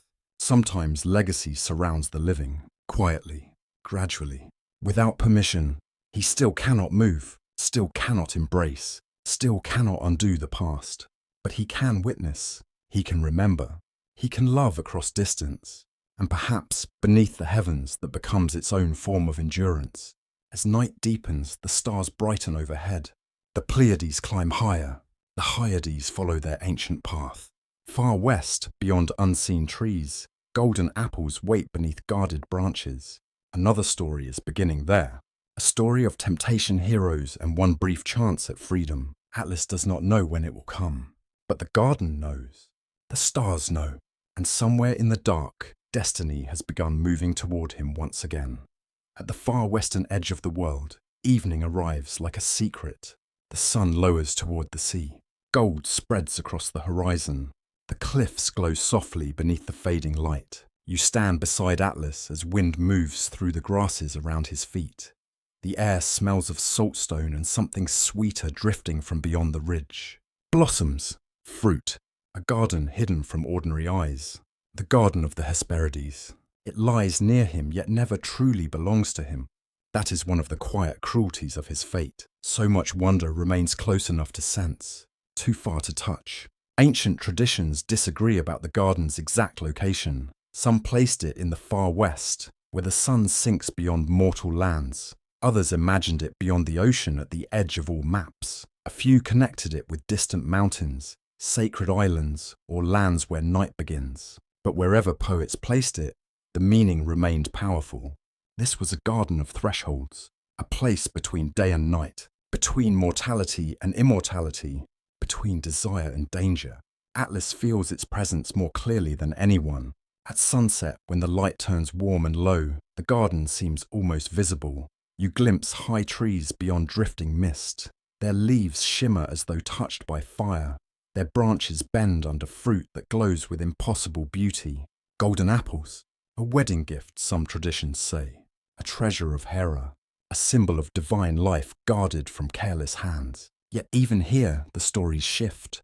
Some believed the apples granted immortality. Others treated them as sacred tokens of sovereignty, beauty, and divine favor. Myth rarely keeps only one meaning. It gathers meanings like dew upon leaves. Atlas watches the garden through ages. He hears the Hesperides singing softly at dusk. Their voices move through the air like water over stone. Sometimes he hears laughter, sometimes murmured warnings, sometimes silence. The silence may be the most mysterious sound of all. Near the trees coils Ladon the serpent or dragon, appointed to guard the apples. Ancient accounts describe him differently. Some give him many voices. Some imagine many heads. Others leave him as a vast, watchful presence among the branches. Atlas cannot see him clearly, not always. But sometimes, when moonlight passes across the garden, something immense shifts between the trunks. Scales catch silver light. A low breath moves through leaves. The apples gleam, then all becomes still again. The garden reminds Atlas of everything he has lost. Freedom, movement, touch. The ordinary ability to walk toward beauty. Yet it also gives him something he did not expect. Purpose. For ages he has stood beneath the sky, asking whether punishment can become responsibility. The garden answers without words. Some things must be guarded. Some wonders must not fall easily into the world. Not because mortals are unworthy, because desire can become dangerous when separated from wisdom. Atlas understands desire. He has spent ages desiring one thing, freedom. The word lives within him like a hidden ember, not always burning, never extinguished. There are nights when he imagines stepping away. Just once, only for a moment. He imagines lowering the burden, stretching his arms, walking across the grass toward the garden, feeling leaves brush against his skin, taking in the scent of blossoms without distance. But imagination stops where consequence begins. What would happen if he abandoned the sky? Would heaven fall? Would earth break? Would the old chaos return? No one has ever answered. Perhaps no one can. This uncertainty binds him almost as much as Zeus's sentence. Fear of collapse becomes part of his prison. One calm night under a sky full of clear stars, Atlas dreams of the garden. You stand beside him within the dream. There is no burden, no cliff, no sentence, only a path of pale stones leading through silver grass. The air is warm. The scent of apples surrounds you. Ahead, the trees glow with golden fruit. Atlas walks freely. Each step feels strange, almost painful in its beauty. The Hesperides wait beneath the branches. Their faces are gentle, but their eyes are sad. One of them speaks. Every gift asks a price. Atlas reaches toward an apple. Before his fingers touch it, the heavens vanish. Darkness opens above him. The dream becomes wind. He awakens beneath the real sky, still bearing its weight. The message remains unclear. Was it warning? Temptation? Mercy? Ancient dream traditions often leave the dreamer with questions rather than answers. Atlas carries this one for years. Every gift asks a price. He thinks of Zeus. Victory had a price. He thinks of the Titans. Loyalty had a price. He thinks of himself. Endurance has a price too. and perhaps freedom will have one if it ever comes.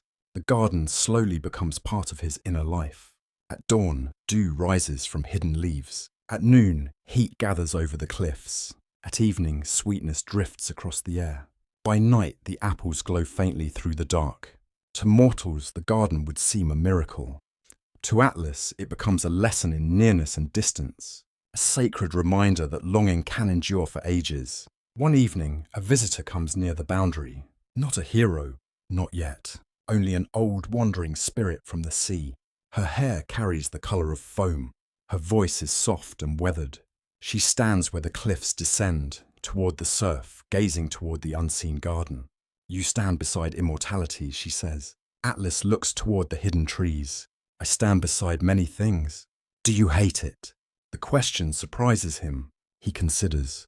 The wind moves gently through the grass. Far away the Hesperides sing. No, Atlas says at last. I fear what I would do if I loved it too much. The spirit smiles sadly, then vanishes with the tide. The conversation stays with him, because it reveals something he had not admitted. The garden does not only tempt him with freedom, it tempts him with escape from limitation. The apples represent more than life without death. They represent the dream that existence can be made painless, unbroken, untouched by loss. But Atlas has lived too long to believe that. Immortality does not erase suffering. He is proof. This realization gives him a strange wisdom, a wisdom born not from books or temples, but from standing still beneath eternity. In later ages, mortals will tell stories of heroes seeking the apples. They will imagine the fruit as a prize at the end of impossible labor. They will picture danger, cunning, and divine favor. Yet before any hero arrives, Atlas already understands the garden's deeper truth. The golden apples are not simply treasure. They are a test. What does a being desire when desire finally stands within reach? What will he risk to touch what he has long imagined? And what will he become if he receives it? These questions drift around Atlas as the centuries pass. He does not know that one day a hero will come asking for the apples. A son of Zeus, strong, troubled, marked by labor and suffering. A man who carries burdens of his own. When that day comes, Atlas will see in him both enemy and mirror. But for now, the garden waits. The Hesperides sing. Ladon coils beneath shining branches. The western sky darkens into night. Above Atlas, the stars appear. Below him, the sea breathes against the cliffs. And between the sky he carries and the fruit he cannot touch, Atlas learns the hardest truth of longing. Some treasures wound us most deeply not because they are far away, but because they are near. The visitor arrives beneath a burning afternoon sky. At first, Atlas thinks little of it. Travelers occasionally reach the far western lands. Spirits wander. Divine messengers pass through. Strange beings appear and vanish like clouds upon the horizon. But this visitor feels different. The air itself seems to change. You stand beside Atlas as heat shimmers above rocky ground. Sea winds move lazily across the cliffs. The scent of salt mixes with the sweetness drifting from the hidden garden. Far away, waves strike stone. Above the heavens remain upon Atlas's shoulders. Then he sees him, a man, yet not merely a man. Heracles, the greatest hero of his age. The son of Zeus, the slayer of monsters. The wanderer who has crossed continents in pursuit of impossible tasks. Ancient Greece would remember him by many names. Some would celebrate him. Others would fear him. Most would admire him. Atlas studies the approaching figure carefully. Heracles looks weary, not weak, never weak, but worn by years of struggle. The hero carries scars visible and invisible. His strength is enormous, yet his eyes reveal something Atlas recognizes immediately: burden. That recognition matters, perhaps more than either realizes. Heracles approaches respectfully. The hero knows exactly who stands before him: the titan at the edge of the world, the bearer of heaven, the ancient enemy of Olympus. For a moment, neither speaks. The wind moves softly across the cliffs. The sea glitters beneath afternoon light. Two lives shaped by responsibility stand face to face, one burdened by punishment, the other by destiny. Finally, Heracles explains his purpose. He seeks the golden apples of the Hesperides. One of his famous labors has brought him here. The apples must be obtained. The task must be completed. The quest cannot be abandoned. Atlas listens quietly. As always, ancient versions of this story differ in details. Some portray Heracles as direct and practical. Others emphasize diplomacy. A few suggest divine guidance brought him here. Yet every version arrives at the same remarkable moment, an opportunity. The first genuine opportunity Atlas has received in ages. The possibility appears almost immediately. Heracles needs the apples. Atlas knows the garden. Atlas knows its guardians. Atlas possesses connections no mortal hero can match. A simple exchange becomes possible. Atlas will retrieve the apples. Heracles will hold the heavens. Just temporarily. Just long enough. The suggestion hangs in the air. For a long moment, neither speaks. The idea feels dangerous, wonderful, impossible. Atlas studies Heracles carefully. Can this man truly bear the burden? The hero appears strong enough, perhaps stronger than anyone alive. Yet appearances can deceive. The heavens are not merely weight. They are responsibility, duty, cosmic order. Still the possibility exists. And possibility has become rare in Atlas's life. Very rare. Eventually, agreement is reached. Heracles steps forward. The moment feels strangely ceremonial. The sky glows brilliantly above them. Clouds drift slowly across distant horizons. The air smells of stone warmed by sunlight. Atlas begins transferring the burden. For the first time in countless ages, uncertainty enters his heart. Not fear, hope. Hope feels more dangerous. Hope creates expectations. Hope creates vulnerability. Atlas carefully lowers the responsibility. Heracles braces himself. Ancient storytellers often describe the hero straining beneath the heavens. Some portray immediate shock. Others emphasize determination. Whatever happened, one truth seems certain. The burden was far greater than expected. Heracles manages it, but only barely. Then something extraordinary occurs. Atlas straightens. Slowly, carefully, for the first time in ages, the heavens no longer rest upon his shoulders. The sensation overwhelms him. He stands motionless, unable to process what has happened. The absence of weight feels heavier than weight itself. His muscles tremble, not from weakness, from unfamiliar freedom. The wind touches parts of his body that have remained tense for centuries. His back relaxes, his shoulders loosen. The relief is almost painful. Atlas closes his eyes. The moment feels unreal, like one of the dreams that visited him throughout his long punishment. Yet this is no dream. This is freedom. Temporary perhaps, but real. He takes several cautious steps. The movement feels astonishing. Simple actions become miracles when denied long enough. Walking, stretching, turning freely. Atlas experiences them all as though discovering them for the first time. Then he journeys toward the garden. The path winds through golden light and ancient trees. The scent of blossoms grows stronger with every step. Birdsong fills the air. Leaves whisper gently above. The beauty nearly breaks his heart. 'Cause he remembers. He remembers movement, choice, possibility, things he had almost forgotten. The Hesperides welcome him. Some traditions suggest they recognize his suffering. Others imply they understand his temptation. Perhaps both are true. Atlas retrieves the golden apples. The fruit glows softly beneath sunlight.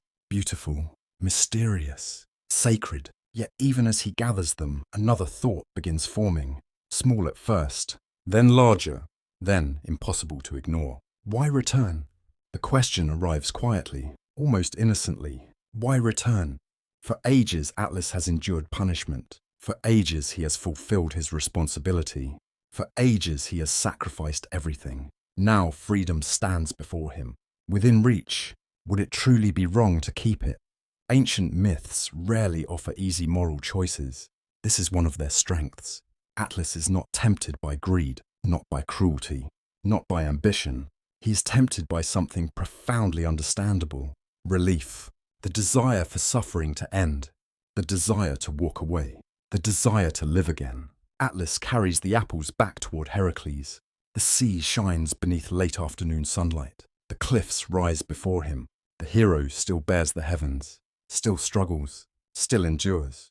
The sight creates conflict within Atlas, a painful conflict. Part of him feels sympathy, another part feels possibility. Then the thought becomes a plan. Perhaps Heracles can continue carrying the burden. After all, the hero seems capable, strong enough, determined enough. Maybe destiny has provided a replacement. Maybe the punishment can finally end. Atlas presents the apples. Then he speaks carefully. He offers to deliver them personally, to complete the journey himself. Heracles need only remain where he is. A simple arrangement, reasonable on the surface. Yet the hero immediately understands. Heracles has survived countless dangers. He recognizes deception when it appears, especially when born from desperation. Still, he does not respond with anger. This detail matters. Instead, he responds with intelligence.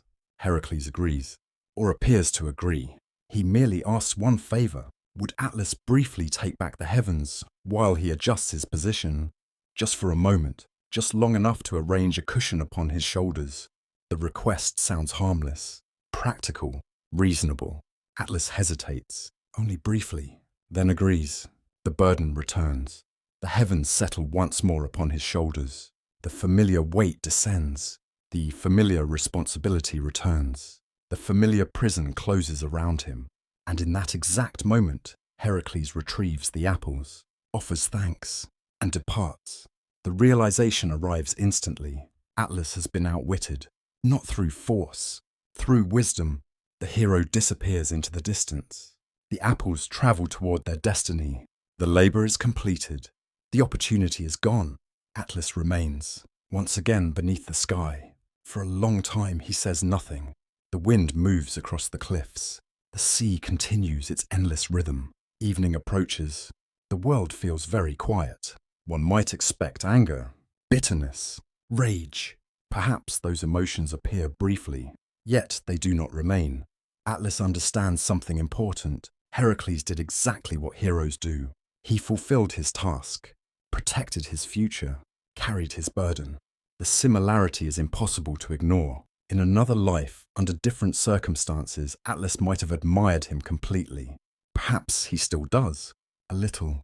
As sunset spreads gold across the western horizon, Atlas watches the hero disappear from sight. The brief taste of freedom is over, yet it has changed him, because now he knows exactly what he misses, and exactly what he values.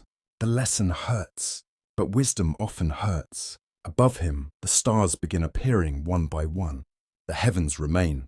The burden remains. Yet something within Atlas has shifted. He has looked directly into the face of freedom and lost it. The consequences of that loss will echo through his thoughts for many years. But somewhere within the disappointment, another understanding has begun to emerge, one that even Heracles could not have predicted. The burden may still be punishment, yet Atlas is no longer entirely certain it is only punishment, and that question will accompany him into the next chapter of his long existence. After Heracles leaves, the world becomes quieter in a different way, not suddenly, not dramatically, but in a subtle, almost imperceptible fading of expectation. You stand beside Atlas at the western edge of the world, where the cliffs meet the endless sea. The wind moves slowly through tall grass. The air carries salt distance and the faint memory of golden apples long gone from his hands. Above him the heavens remain, unchanged, unforgiving, familiar. Yet Atlas himself is no longer the same being who once considered escape as a single clear desire. Something shifted during the brief moment when the burden was lifted. Something irreversible. Freedom once tasted does not vanish easily, even when it is gone. That night Atlas does not sleep in the way mortals understand sleep. Instead, he remains aware beneath the stars. The sky above him feels different now. Not lighter, not heavier, more intimate, as though he has briefly seen behind its surface and now understands it is not simply an external thing. It is connected to everything beneath it, to movement, to time, to life itself. Ancient traditions sometimes describe Atlas in this period as a figure who listened to the heavens, not in a literal sense of sound, but in awareness, in pattern recognition, in a deepening perception of cosmic order. You might imagine him standing motionless while storms pass, while constellations shift, while centuries move like breath across the world. And yet, within that stillness, something extraordinary begins to form. A relationship, not with gods, not with mortals, but with the sky itself. At first, it begins as observation. Atlas notices rhythms he had never consciously acknowledged before. The slow drift of constellations across seasonal skies, the precise timing of lunar cycles, the subtle variations in planetary movement. These patterns do not feel random. They feel deliberate, structured, almost musical. Some surviving interpretations suggest ancient skywatchers may have preserved echoes of early astronomical understanding through mythic language. Others believe such stories are symbolic projections of human desire for order. Atlas does not care which is true. For him, the pattern is real, and reality is enough. One evening, as dusk settles over the western horizon, Atlas speaks aloud for the first time in centuries. His voice is low, roughened by time, not unused but unshared. "You have not changed," he says to the sky. There is no answer, only wind, only fading light, only stars beginning to appear. Yet something within him feels as though the silence is not empty. So he continues, "Do you remember when I first stood here?" The question feels strange even as it leaves him, as if memory itself might respond. The sky remains silent, but Atlas does not stop. Over time, these quiet conversations become part of his existence. Not prayer, not worship, something older than both. Acknowledgement, dialogue without expectation. A relationship built entirely on endurance. He speaks to the sky about years, about loss, about the strange weight of responsibility that has shaped every part of his existence. Sometimes he speaks of the Titans, sometimes of Zeus, sometimes of Heracles. But most often he speaks of time, because time is the only companion that never leaves him. One night, a storm gathers above the western sea. It arrives slowly like a thought forming in the mind of the world. Clouds spread across the horizon. Lightning flickers faintly within distant darkness. The air grows heavy. You can feel pressure building in the atmosphere. Atlas does not move. He has learned storms intimately, not as events to escape, but as forces to endure alongside everything else. As rain begins to fall, he tilts his head slightly upward. Water runs across stone. Wind presses against cliffs. The heavens seem lower than usual. Or perhaps he is simply more aware of their nearness. And then, in the midst of the storm, something changes. Not visually, not physically, perceptually. Atlas becomes aware of something he has always known, but never fully understood. The sky is not separate from motion below it. It responds, not in emotion, not in intention, but in structure. Patterns of wind pressure and storm feel connected to the very order he supports. It is as though everything above and below participates in a single continuous system. The realization is unsettling, because it suggests his burden is not merely punishment. It is function, part of a mechanism larger than himself. Ancient myths often leave such ideas deliberately ambiguous. Is Atlas suffering or sustaining? Is he imprisoned or integrated? The stories do not resolve the contradiction. They preserve it. And Atlas, standing beneath rain and lightning, begins to understand why. Because certainty would make the burden unbearable. Ambiguity allows endurance. Another century passes, then another, then another. Time loses definition almost completely, yet Atlas remains aware of change in a different way. Mortals rise and vanish below him like flickering lights. Entire cultures form and dissolve. Temples are built weathered and forgotten. New gods are worshipped, old ones fade into myth. But the sky remains consistent, and Atlas remains beneath it. One evening, as twilight settles in deep violet tones, Atlas notices something unusual. A small group of mortals has gathered far below on a coastal path. He has seen such gatherings before. They often involve ritual navigation or storytelling, but this one feels different.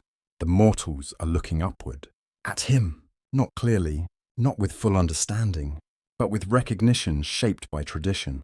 They speak his name, or something close to it. Atlas does not move. He listens from impossible distance. Fragments of their speech reach him through wind and imagination. The one who holds, the sky bearer, endurance itself. He understands what is happening. He is becoming symbol, not just being. Symbol. Ancient cultures often transformed cosmic figures into representations of human experience, strength, endurance, suffering, order. Atlas recognizes this transformation not as loss but as expansion. He is no longer only himself. He is interpretation, meaning layered over existence. And meaning once created does not easily disappear. Later that night he speaks again to the sky. "You are not empty," he says softly. This time he pauses, as if listening for response that does not come in words. "But you are patient. The wind moves. Stars remain steady. Somewhere far below, waves strike stone in rhythmic patterns." Atlas closes his eyes, and for a brief moment, something like understanding settles within him. Not complete understanding, not final truth, but alignment, the sense that existence does not require explanation to continue functioning. The sky does not answer him, but it does not need to, because Atlas begins to realize something profound. He is not holding the heavens alone. He is part of the reason they remain coherent at all. Whether this is literal or symbolic no longer matters. The experience itself is real. As night deepens, Atlas stands beneath constellations that have moved countless times across his vision, each one familiar, each one unchanged, yet each one carrying the memory of everything he has witnessed. War, loss, freedom, deception, love, and the quiet, persistent endurance of existence itself. He breathes slowly. The air is cold. The world is still. And above him, the sky continues its eternal conversation with no words at all. Atlas listens, and for the first time in many ages, he does not feel entirely alone. Stories do not remain still.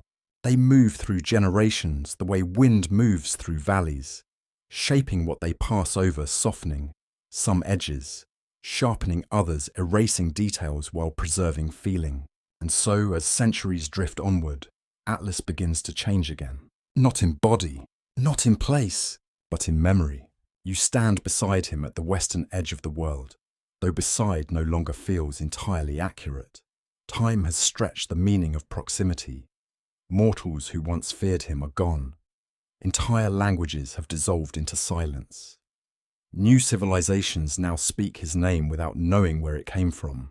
Atlas has become something else, a figure carried by stories. A titan transformed into meaning. In some regions, travelers speak of him correctly, the one who holds the heavens apart from the earth. In others, the story shifts. He becomes the one who holds the entire world. Mountains, oceans, and sky together, a weight too vast for comprehension.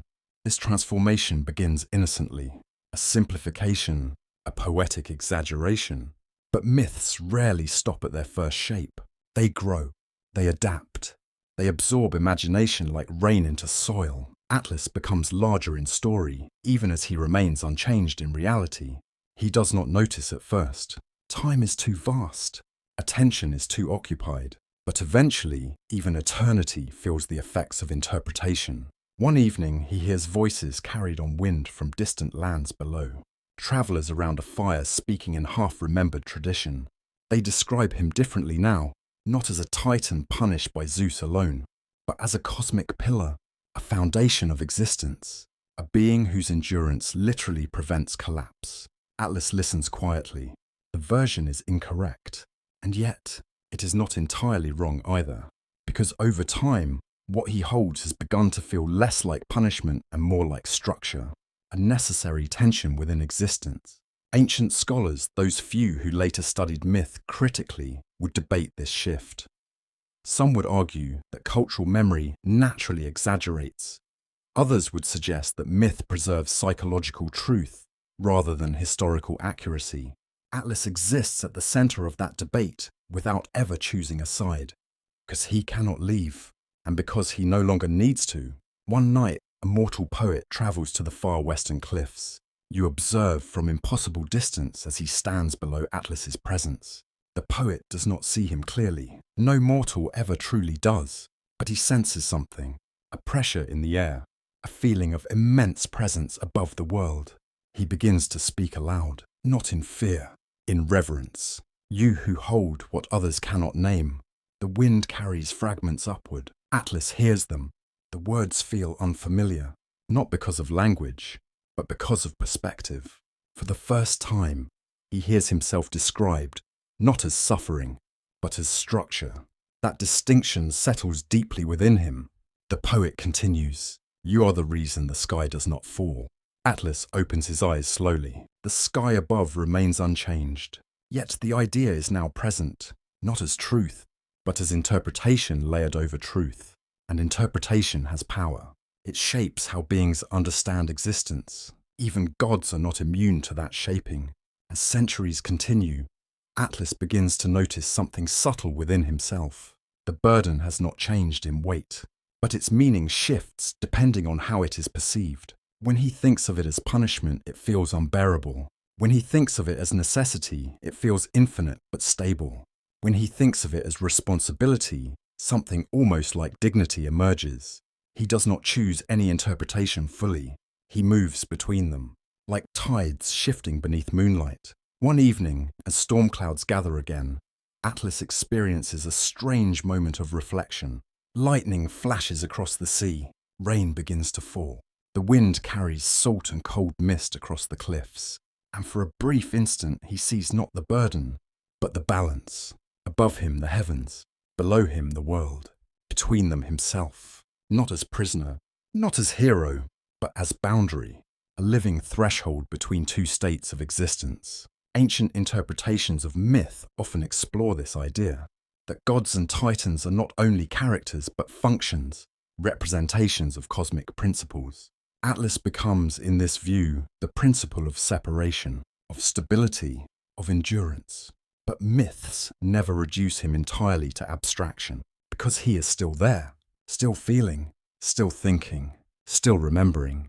And memory resists abstraction. One of the most significant shifts in this era comes from mortals who begin to associate Atlas with navigation. Sailors look upward and use the stars to guide their journeys. And in doing so, they unknowingly rely upon the sky he holds. Whether literal or symbolic, the connection becomes powerful. Atlas becomes linked with orientation, with direction, with the idea that even in uncertainty there is structure above.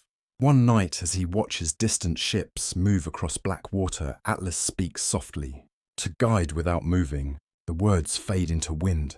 He does not finish the thought, because it is too large, too close to understanding something that cannot be fully held in language. Below him, mortals continue their fragile lives. They sail, they build, they dream, they fail, they begin again, and all of it unfolds beneath the same sky. The sky he holds. But now something new emerges within him, a realization that has taken centuries to form. He is not only holding something above the world, he is also being held by meaning, by interpretation, by the stories that give shape to what he endures. Without those stories, he would still exist, but he would not be understood. And understanding, even incomplete, has become a form of companionship. That night, Atlas looks upward for a long time. The stars are unchanged, yet the sea has always been closer to Atlas than most things in the world. Not physically, but in feeling. You stand beside him as waves roll endlessly against the western cliffs, rising and falling in rhythms that never fully repeat. The air is damp tonight, heavy with salt and wind. Clouds drift low across the horizon, and the stars above shimmer through thin gaps like distant fires struggling through smoke. Far below, ships move across the dark water, small, fragile, almost invisible at times, yet alive with purpose. Atlas watches them often now, not because he can intervene, but because he understands them. Sailors, they are among the few mortals who look directly at the sky not for beauty, but for survival. Their lives depend upon patterns above them. The stars are not decoration, they are guidance. And unknowingly, they depend upon the being who holds those stars in place. Ancient traditions preserved in fragments suggest early Mediterranean sailors developed navigation by observing constellations long before written astronomy existed. Whether these accounts are exact or symbolic, they carry a consistent truth. The sky was never just sky. It was direction. It was memory. It was safety. Tonight, Atlas watches a small vessel struggle against shifting winds. The sea is not violent, but it is uncertain, a restless surface of movement and shadow. The ship tilts slightly as it adjusts course. Its sailors are invisible from this distance, but Atlas imagines them clearly. Men and women relying on light above them, trusting patterns they may never fully understand. One star cluster rises near the eastern sky. Atlas recognizes it instantly. The Pleiades, his daughters. Their light is faint but steady. He watches them cross the heavens slowly, and below them the ship corrects its path. It follows their rising. Atlas does not move, but something within him tightens. Not pain, not joy, something quieter. Recognition. The connection between sky and sea is not symbolic anymore.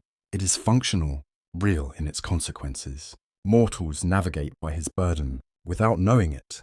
That thought lingers longer than most. One evening, a sailor makes landfall near the western edge. Not by accident, by necessity. Storms have damaged his vessel. He seeks shelter along the cliffs. Atlas observes from above as the man stumbles onto shore, exhausted, drenched, half delirious from cold and fear. The sailor looks upward instinctively, not knowing why. He sees only cliffs, wind and sky, but he speaks anyway. A prayer, or something like it, to the one who guides the lost. The words drift upward, carried by wind. They reach Atlas. He remains silent for a long time. The sailor does not see him. No mortal ever sees him clearly. Yet Atlas feels something unusual. Not recognition, not worship. Something closer to dependence. Not fear-based dependence. Structural dependence. The kind that exists whether it is acknowledged or not. The sailor eventually leaves, recovered enough to continue his journey. And the ship, when repaired, departs once more into the sea, guided by stars that continue their eternal motion above. Atlas watches it go, and for the first time in many centuries, a question forms inside him that is not about suffering, but about purpose. If mortals rely on the sky for direction, and the sky relies on him for stability, then what exactly is he part of? The question does not resolve. It simply exists, like wind that never stops moving. That night, Atlas speaks softly into the open air. Do they know what they are following? No answer comes. Only waves, only distant wind, only the slow turning of constellations. But silence no longer feels empty to him. It feels layered, full of unseen structure. As centuries continue, sailors begin telling stories. At first, they are practical. A figure holding the heavens, a titan punished at the edge of the world, a warning about defying divine order. But gradually something changes.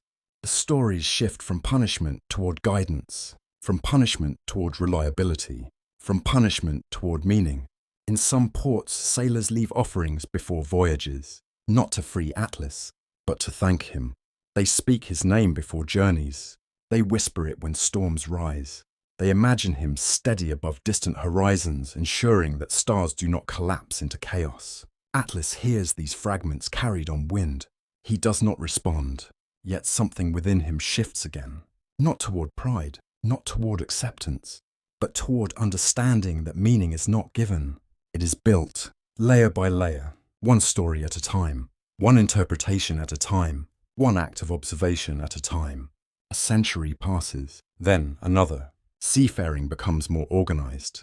Trade routes expand. Navigation becomes more precise. And still sailors rely on the same stars. Still they look upward. Still they trust patterns in the sky. One night Atlas observes a fleet moving across calm waters beneath a full moon. The ships are larger now than in earlier ages. Stronger, more confident, more capable of surviving distance. The world has grown, and yet the sky remains unchanged. Atlas realizes something then. Mortals have evolved, but their dependence on the heavens has not. It has only refined itself. The same stars guide them. The same sky governs their movement, and beneath it all Atlas remains. Unseen, unacknowledged in physical form, yet present in every act of navigation. That realization settles slowly, not as revelation, but as accumulation. Later that night he speaks again, not to mortals, not to gods, to the sea. To guide is also to be unseen.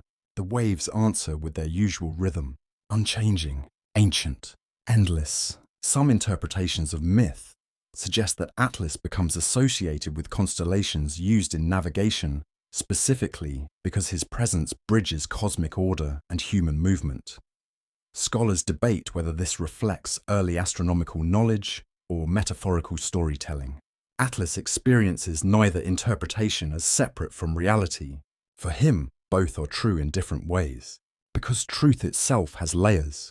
Above him, the stars continue their slow eternal paths. Below him, ships continue their fragile journeys. And between them, Atlas remains, not as ruler, not as prisoner, but as something in between, a steady presence in a moving world.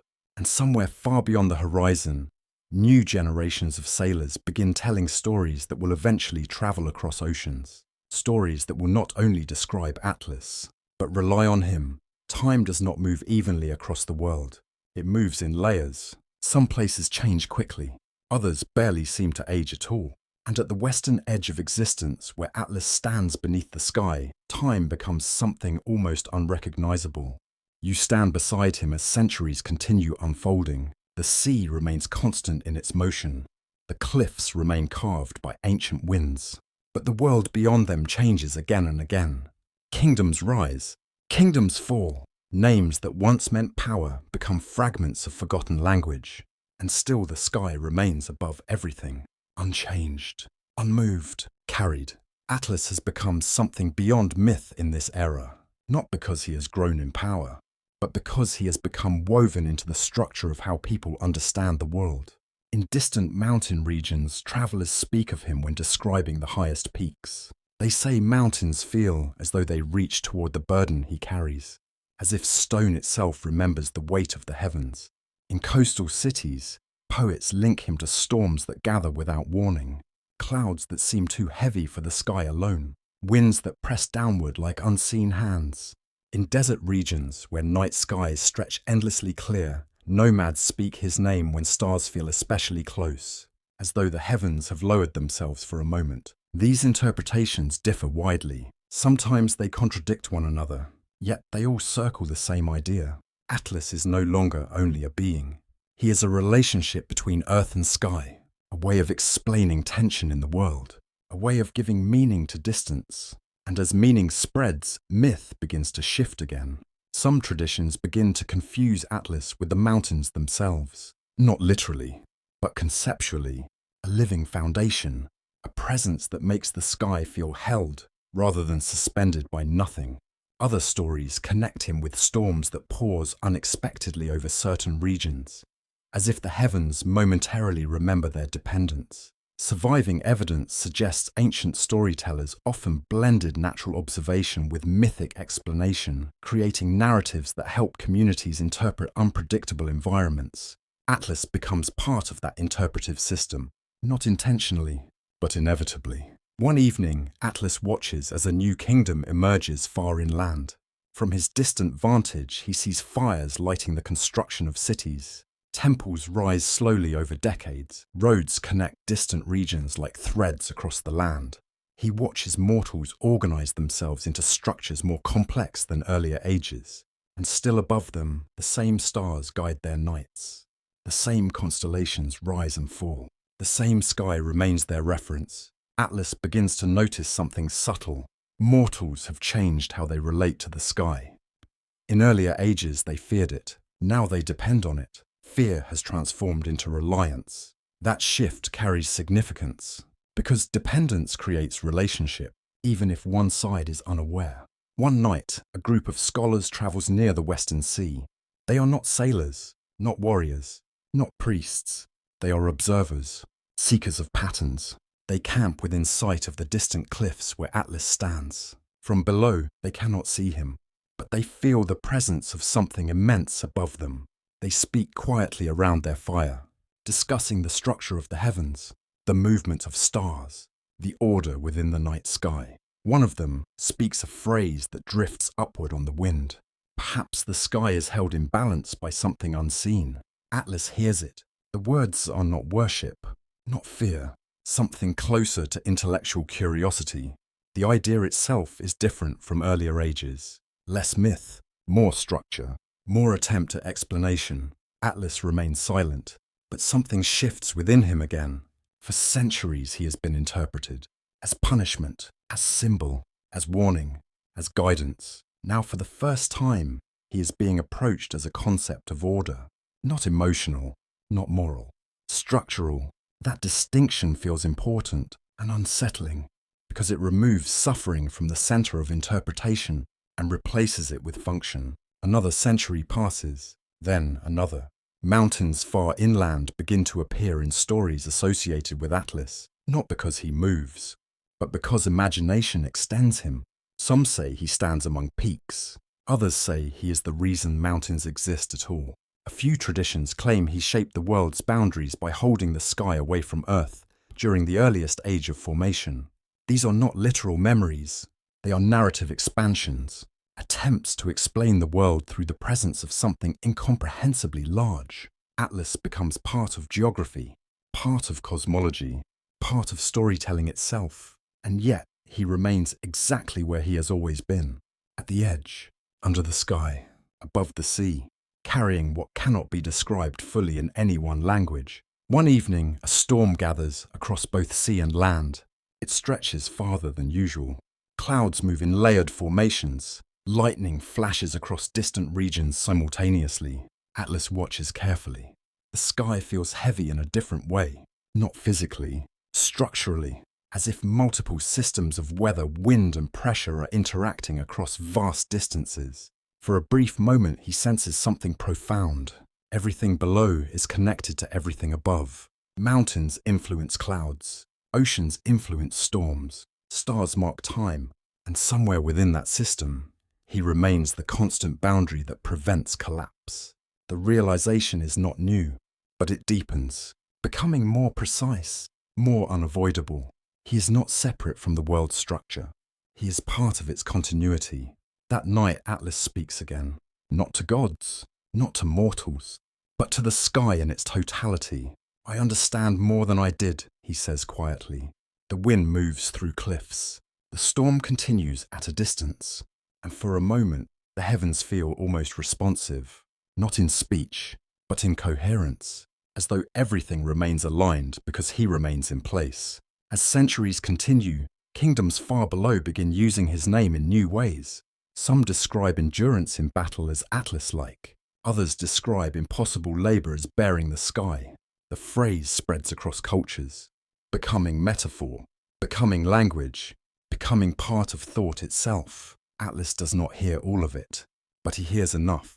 Fragments carried on wind, echoes in prayer, references in distant rituals, and slowly something unexpected happens. He begins to understand that immortality is not only duration, it is repetition of meaning across time, a name spoken in different centuries by people who never meet, a story that survives changes in language, empire, and belief, a presence that persists even when its origin is forgotten. One night, Atlas looks upward for a long time. The stars are brighter than usual, or perhaps his perception has changed. He notices patterns within patterns, layers within layers. The sky is not only vast, it is organized. And he positioned beneath it has become part of that organization, not as ruler, not as victim, but as reference point, a fixed axis within movement. Far below, kingdoms continue rising and falling. Above, stars continue their ancient paths, and between them Atlas remains unchanged, yet not untouched, because everything that passes through time leaves something behind, even eternity. There comes a point in eternity where even suffering begins to lose its sharp edges, not because it ends, but because it becomes familiar enough to be understood. You stand beside Atlas at the western boundary of the world, where the sea meets the sky in a horizon that never truly changes. The air is cool tonight. Salt hangs in it like memory. Waves strike the cliffs below in a rhythm so old it feels older than time itself. Above him the heavens remain, still, vast, unbroken, and yet something within Atlas has changed in ways that cannot be seen from the outside. He no longer experiences the burden only as weight. He experiences it as pattern, a structure woven through existence itself. For ages he believed he was simply enduring punishment. Then he believed he was sustaining order. Now something more complex emerges. He begins to understand that both may be true at once. Ancient myth rarely offers single answers. It offers layered truths that shift depending on how they are carried. Atlas shifts his understanding the way mountains shift under invisible geological pressure, slowly, without sound, without announcement. One evening, as twilight dissolves into deep indigo, Atlas speaks into the open air, not to pray, not to ask, but to understand aloud. I once thought this was only suffering. The wind moves through the cliffs. The sea answers in distance, not language. He continues, and I once thought it was only duty. A pause. Stars begin to appear one by one above him, slow, deliberate, like thoughts forming in the mind of the night. And now I do not know which is truer. Silence follows. Not empty silence, full silence. The kind that feels inhabited by presence without voice. Some ancient interpretations of Atlas portray him as a symbol of punishment, transformed into cosmic necessity. Others see him as a metaphor for existential endurance existence, continuing without resolution, yet still meaningful in motion. Atlas does not choose between interpretations anymore. He carries them both, because he has learned something essential across centuries. Truth is not always singular. It is often accumulated, layered like sediment beneath mountains. That night he notices something new in how he experiences the sky. The burden is no longer purely external. It is relational. The heavens do not simply rest upon him. They respond to him, not emotionally, structurally, as though his endurance stabilizes something within their motion. This realization unsettles him at first, because it blurs the line between punishment and function, between imposed suffering and necessary existence. Atlas remembers the moment Zeus declared his sentence. At the time it felt absolute, final, unchangeable. But time has a way of complicating finality. What was once punishment has become continuity. What was once exile has become position. What was once suffering has become structure. And somewhere within that transformation lies meaning that cannot be spoken clearly, only lived. Far below, mortals continue to evolve. New philosophies emerge among them. Some begin to imagine the cosmos not as random or purely divine, but as ordered. Patterns within chaos, harmony within movement. They look upward and see constellations not only as myths, but as systems. Atlas hears fragments of these ideas carried upward through wind and imagination. He does not interfere. He simply listens. Because listening has become one of his only forms of participation in the world below. One night, a storm approaches from the horizon. Not violent, but immense. Clouds stack upon clouds like layered mountains in the sky. Lightning flickers within their depths without striking the earth.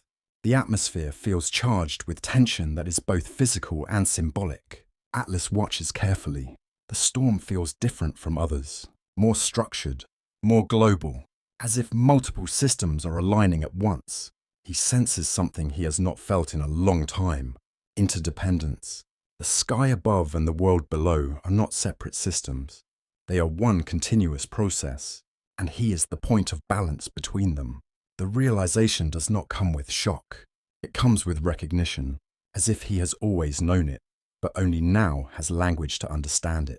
Ancient scholars would later debate whether Atlas represents literal cosmological structure or symbolic endurance of existence itself. Some would argue he is the mythic expression of gravitational order before science named it. Others would say he is humanity's attempt to give emotional shape to the experience of permanence. Atlas exists beyond that debate, because he is both interpretation and reality, both symbol and presence, both story and endurance. As the storm passes without striking land, Atlas speaks again. "I do not resist you anymore," he says quietly to the sky. The words are not surrender. They are acknowledgement. The wind carries them away. But something in the atmosphere feels aligned, as though acknowledgement itself stabilizes the system he carries. Centuries continue, and within them, Atlas begins to notice something subtle but profound. The burden has not changed, but his relationship to it has. What once felt like imprisonment now feels like position within a vast architecture, not chosen, but integral, not voluntary, but necessary. And necessity, once understood deeply enough, begins to resemble meaning. One evening, a rare phenomenon occurs. The sky above the western sea appears unusually clear. No wind disturbs the cliffs. No waves crash loudly below. Even the air feels suspended. Atlas looks upward and sees the stars with absolute clarity. For a moment, everything feels perfectly arranged, balanced, whole. And in that moment, Atlas understands something without words. If he were to move even slightly, something within that arrangement would change. Not necessarily collapse, but shift. And perhaps that shift would ripple outward in ways no being could fully predict. He is not simply holding the sky. He is maintaining coherence within it. The realization does not free him, but it transforms him. Because responsibility without meaning is suffering. Responsibility with meaning becomes identity. And identity, once formed across centuries, becomes difficult to separate from existence itself. That night, Atlas stands in silence for a long time. Above him, the stars continue their slow eternal motion. Below him, the sea breathes against stone. And within him, something settles. Not peace, not resolution, but understanding. He no longer asks why he was chosen. He no longer asks whether it is just. He asks something different now, something quieter. How long can something hold without becoming what it holds? The question remains unanswered, but for the first time, he does not feel urgency in finding an answer, because he begins to suspect that some answers are not destinations. They are states of being, and Atlas is already within one. As the night deepens, constellations shift slowly overhead. The Pleiades rise in distant memory. The Hyades follow in quiet sorrow. The western horizon glows faintly where golden gardens still exist beyond sight. Everything continues. Everything persists. And Atlas remains the constant between them. Not because he cannot change, but because change itself moves around him. The world does not end. It simply continues. Softly, quietly, without ceremony. You stand beside Atlas at the western edge of existence, where land dissolves into ocean, and ocean dissolves into horizon. The cliffs are familiar now. The wind is familiar. Even the silence between waves feels like something remembered rather than something new.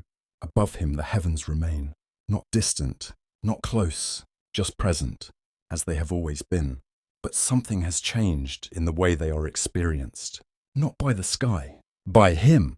Atlas no longer looks upward as if searching for meaning. He looks upward as if recognizing it, not fully understood, not fully defined, but undeniably present.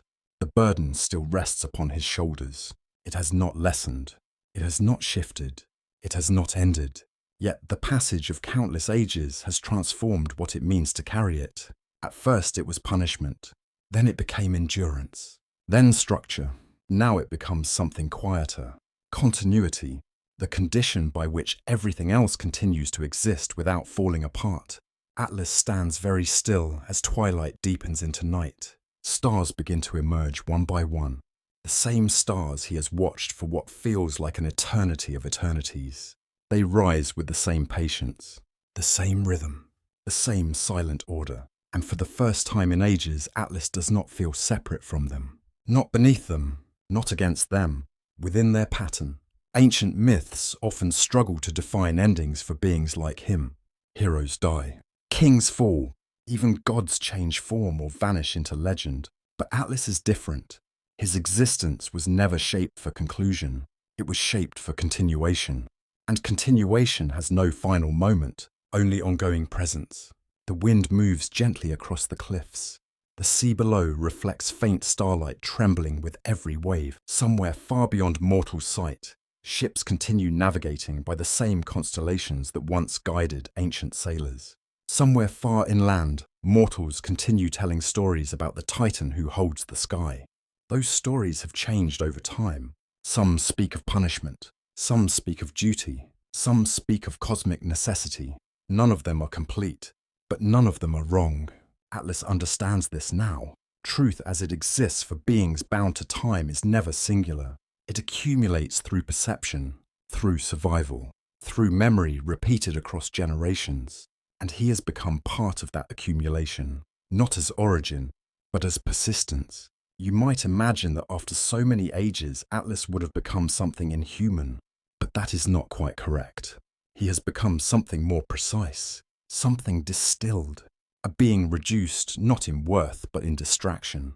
Everything unnecessary has been stripped away by time. What remains is endurance, awareness, and the quiet weight of existence held in balance. One final time, the sky shifts into full night. The stars shine with clarity so deep it almost feels like silence made visible. Atlas speaks softly. Not to gods, not to mortals, not even to the sky in any personal sense, but to existence itself. I'm still here. The words are simple. They do not seek response, and none comes. Yet something within the vast order above seems aligned, not changed. Aligned, as if acknowledgement completes a circuit that has always existed. Far below, unseen civilizations continue their cycles. Birth, growth, decay, renewal, and above them all, the sky continues its eternal motion, steady, precise, unbroken. Atlas remains at the boundary between all of it, and for the first time, there is no question within him that demands resolution, only awareness, only presence, only the quiet understanding that some beings are not meant to leave their place in the world, because their place is what allows the world to remain as it is. A long time passes, perhaps a moment, perhaps an age. Time no longer distinguishes itself clearly here. The wind continues, the sea continues, the stars continue, and Atlas continues with them, not as beginning, not as end, but as the space in which both are possible. The burden does not fade, but neither does it define him alone anymore. It becomes part of a larger pattern that includes everything beneath and above it. And in that recognition, something resembling peace emerges. Not peace of release, but peace of understanding. As dawn approaches at the far edge of the world, the sky slowly begins to lighten. Stars fade one by one. The horizon softens into pale gold. The sea reflects the coming day in trembling fragments of light. Atlas does not move. He does not need to. He has become the constant through which all movement is measured. And as the first light of morning touches the world again, nothing about his burden changes, but everything about how it is carried has. The sky rises, the world turns, life continues beneath endless heavens, and Atlas remains, not forgotten, not freed, not ending, simply enduring, as he has always done, as he will always do, beneath the endless sky.